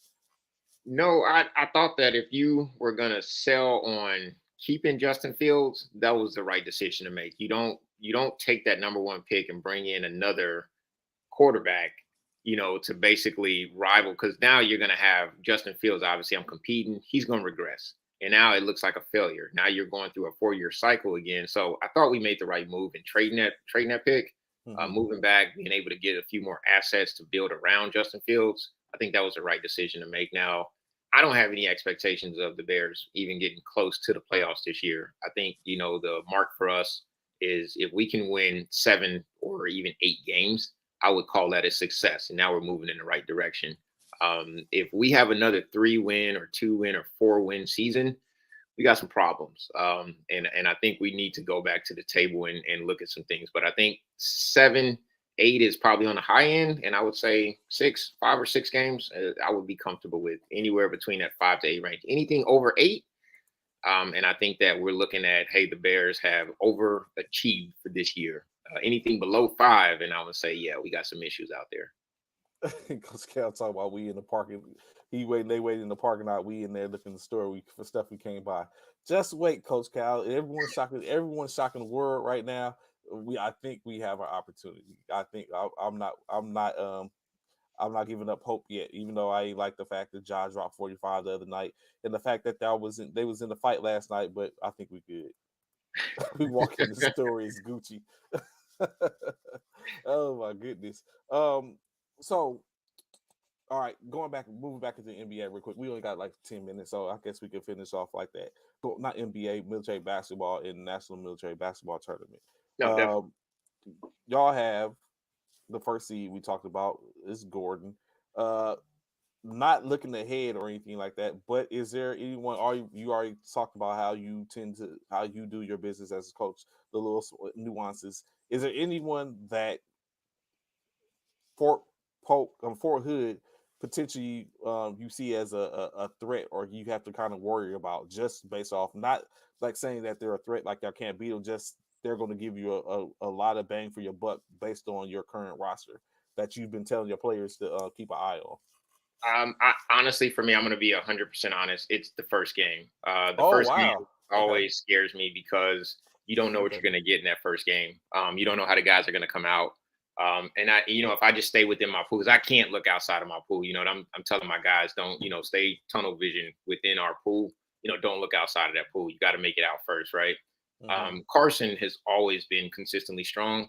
And then the ENC Marines, we've played them before, once before, since I've been here. And the ENC Marines, I just know that, whenever we play them, it's always really good games whenever we play any of the Marines teams. Mm-hmm. And then Carson, we've played Carson probably more than anybody. So between me and Ty, I think that's going to be a game that I'm really looking forward to. But obviously, I think that'll be our last game where it's a deciding game to determine, who's potentially coming out of the pool. But for me, it's the first game. That first game is the one that that's the one that is going to keep me up at night because you don't know how the guys are going to come out and perform and what they're going to look like playing that first team. Mm-hmm. As you go through, I don't know what I did with the guard region, but as we go through, you see a couple of first games, and that being another 08, Fort Worth and Luke. Luke coming off of a maybe disappointing loss. Not. You can call it an upset. Yeah, I think I love my man Paris out there, but we got to be 100. I think it was an upset. Mhm. And that's what happens in military basketball when you get to the end of the year. You're gonna have some upsets that are out, or in my opinion, I don't think they're upsets. I think that when Okay. you have different rosters that are being put together at the end of the year, these aren't upsets. So I mean, having that's why I said you got to take the seeds and just throw them out. Um, and I think it's important for teams to understand and know that, right? Mhm. Take those seeds, throw them out. The seeds mean nothing at this point. All of these teams are going to look completely different. And there may be one or two that have their consistent team from beginning to end, but the complexities you run into in the military with PCS, travel, training environments, things like that, it's going to change everybody's roster. So yeah, I don't see that as I say it's an upset because we have an expectation from Paris and Luke that they always perform at a high level. So I think the military world looks at it as an upset, but that game probably was an upset. The Marines, Miramar, they probably looked and said, we feel like, hey, we know we're going to beat these guys. And clearly, Mhm. they went out and took care of business. And so it's a good thing you just said you happen to say that and talking about in reference to rosters. Yesterday, I know one of the things in which Mike Richardson was talking about is one of the teams that he believe is not coming with any free agents, as there is 2 free agents allowed in the National Military Basketball Tournament, would be Benning. Have you picked up 2 free agents, or are you going with the pure roster for this year? No, so we don't have any free agents here at Fort Hood. It was a discussion, so I'll be transparent. It was a discussion and conversation we had. I had some players reached out to me that wanted to, come and join. And the problem that you run into with that, right, is when you add additional pieces at the end of the year, you have to incorporate them, and it messes with the chemistry a little bit. When we came to nationals last year, we used one player from Fort Sill who was actually here at Fort Hood. He understood and knew our system, so it was a little different. But this year, no, we are coming. Every player that will be on that roster this year with Fort Hood is actually stationed at Fort Hood. And that you can kind of say, I'm kind of happy about that. The young guys are happy about it too. They're going to get an opportunity to perform. Will the roster look a little different? Yeah, I only got 2 players returning from last year's NBT team. Hmm. But for me, no, we are coming with the pure roster. There's 0 free agents that are being added. Every player playing for the Phantom Warriors this year will be a player stationed at Fort Hood. Okay, in which that's has been a conversation for the most part in reference to that of having to mesh. But so And with the Trey, yes, I go was ahead. going to say this too. So, this conversation also needs to be had too, right? Fort Hood being the 3rd largest installation by population size, Hmm. what am I doing bringing free agents to a tournament? You know what I mean? Okay. Like, what do I really need to bring? Like, if you are a base of that size and you have 20,000, 30,000, 40,000, 50,000, so what are you saying to the rest of those players there at that installation when you're turning around and bringing free agents like that? This is my opinion, right? Hmm. Obviously other coaches and other teams can do, what makes them feel good or whatever works for their team.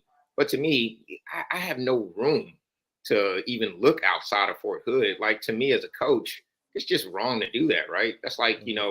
going and saying, "Hey, I've got all of these soldiers on this base, and I'm looking outside of the base to go and pull players in and bring them in." I wouldn't be able to sleep right at night knowing that I didn't give a guy an opportunity station here at the base and not moving him forward. I think I've learned my lesson with that last year. All of the players say, "Oh, we're okay with it. We're good with it." Then you get to the event and find out, wait a minute, they're not good with it. They're not good with it. And for me this year, I've learned my lesson with that. I'm going to rock with the guys that are coming in. They're putting the work in. And I think it's just important for me to do. And I'll say this, it's transparent. We had the conversation. We talked about it.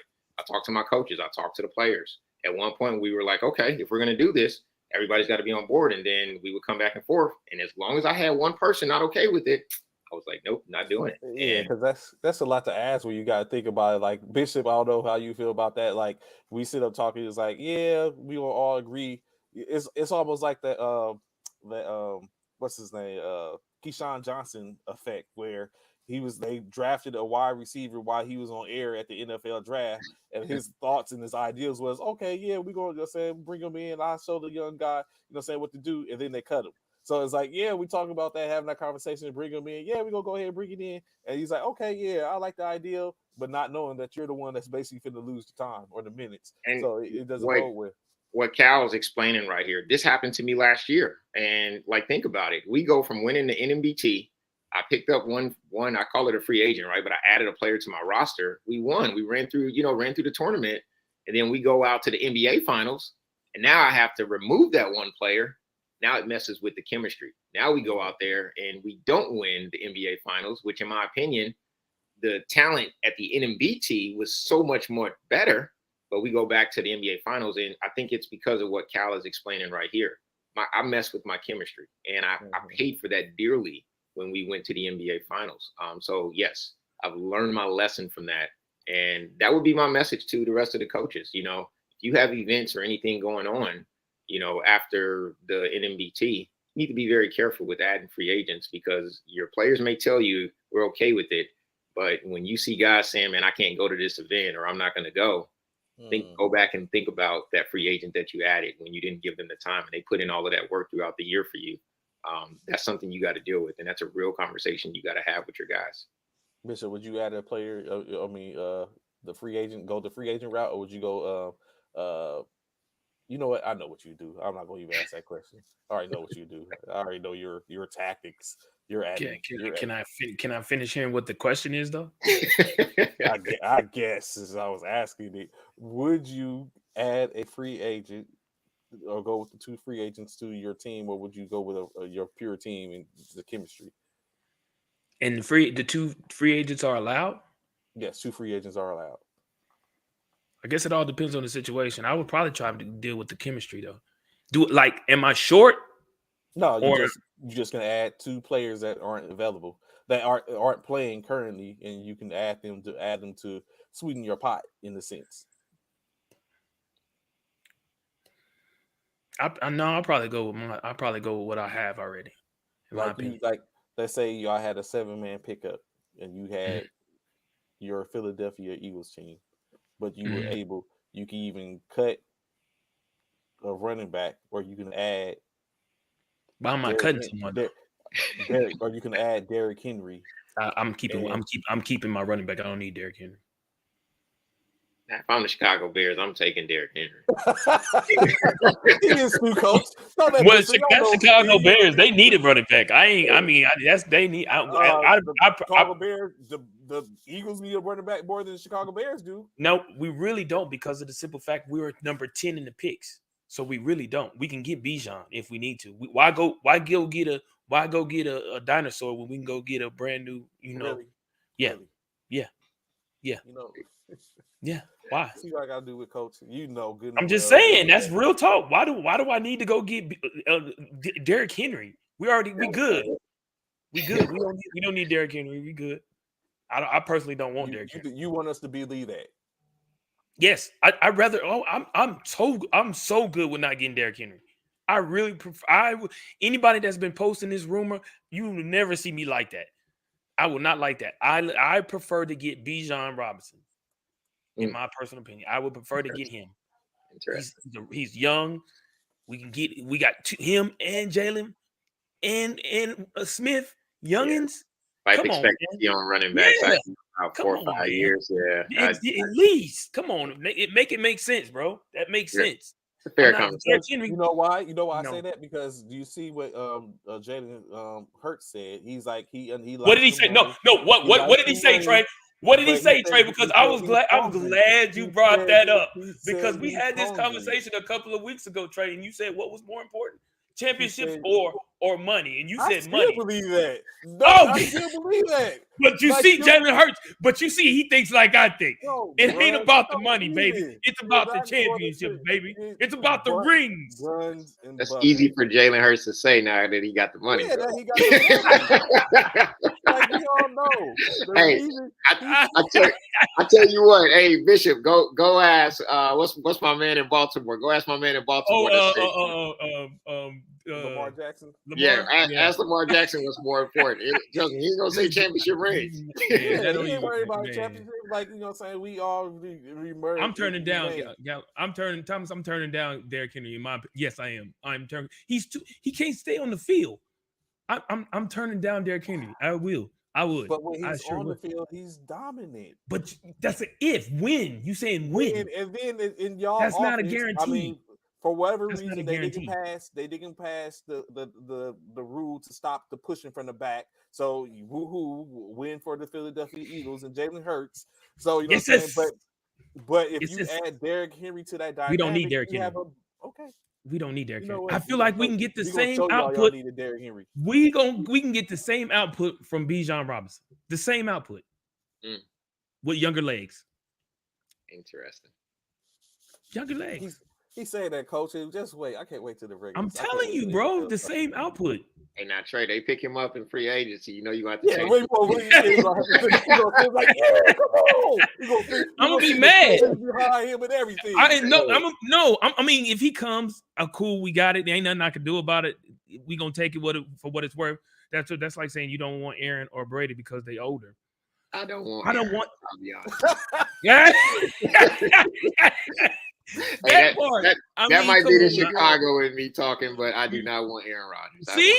Even Coach Uriah said the same thing, and he got Justin Fields. He in the same boat as me. He got Justin Fields. I got Jalen Hurts. I wouldn't want Aaron Rodgers or Tom Brady. We'll I'm good. We'll die in Chicago before we take Aaron Rodgers. Yeah, that's what I'm saying. We good. I'm not. We good, hey, man. Let him go to the New York Jets and his career can die. Yes. I'm good, bro. I'm so good. You think it's a wrap for Aaron in New York? Oh yeah, he's done. Come on now. Oh yeah. I don't know why he gonna play this one season and be done. He gonna be like, oh yeah, I'm good. I'm good. He about to find out that grass ain't green on the other side. That's all he about to find out. Yeah, I don't know why was the New York the place in which he is like, yeah, I want to go there. Like, what about New York says? Because they gave him power and control, let him make decisions. That's what he wanted. He wasn't making no decisions in Green Bay. Go ahead, Galmore. What's your question, brother? Before we get ready to get out of here, knowing Galmore is going to be crazy. What's up, Galmore? Well, you know it's going to be off the wall and out of pocket. Coach Cal said, "I don't want the Eagles to have Henry either." Yeah, I know you don't, Cal. I know a lot of I don't want him either, though. I'm gonna be honest. I don't. What you got? What's the good question? Y'all think y'all QB right now will get another championship before Aaron or Brady? Absolutely. Another? What do you mean another? We don't have one currently. If you're talking about the Eagles, I mean we do have one, but it wasn't while Jalen was there. He's in a better position to do it with the team built in Philadelphia to get one before. Well, I mean Brady is done anyway. Brady's out. Brady's gone. Yeah, Brady's gone. Aaron Rodgers, he's with the Jets. I mean, come on, let's be real. He's in New York. He's with the Jets. I don't know why people feel like they did because he's going over there that he's really going to do something. I don't know. Some people know something that we don't know, obviously. Yeah, Brett Favre, Minnesota situation all over again. So now we come to that time, of course. We greatly appreciate Coach Hunter kept tapping in, giving us some of the information, the lowdown. 3 or 4 months, so you'll be calling it. That'll be it. He'll be another one sitting up like Deontay said, sitting on the porch watching the cars go by, sitting on the bench watching the players going up and down.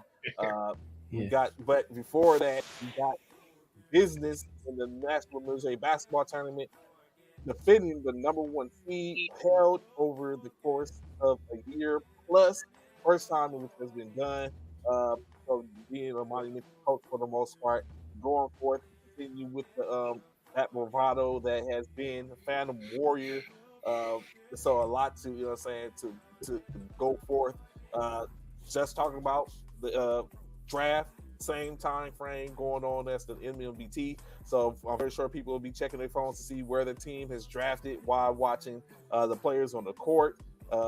Plenty going on this weekend. Still got more NBA action. Let's go LA. I guess I'm the only person on this line that can say that currently. But I digress. Going on, gentlemen. Before we get up out of here, any last words? Any predictions, Coach? You got? What's a hot take, Coach? I know you got one. So, NBA playoffs. I think it's anybody's game now. I would have to say, God, I'm gonna take the end of the stick on this. I do believe that the Lakers may be one of the favorites coming out of the West. And I think out in the East, I think we got to show some You wait love. till after the show, Coach Hunter, to say that. You don't do that while on the show. It's hard. You got to be real. They're performing at a high level. And then I think Boston Celtics. I love to see a Boston versus LA championship. I think that would be fun. Stop it, Randall.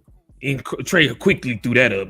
Quickly. He ignored the last 6 during posts. But this one come up. He threw that one up real quick. Yeah. It's truth. You'll say, I see truth. I don't think the Lakers, if the Lakers get past this round, I don't think they're going to get past the Suns. You see Coach Cal.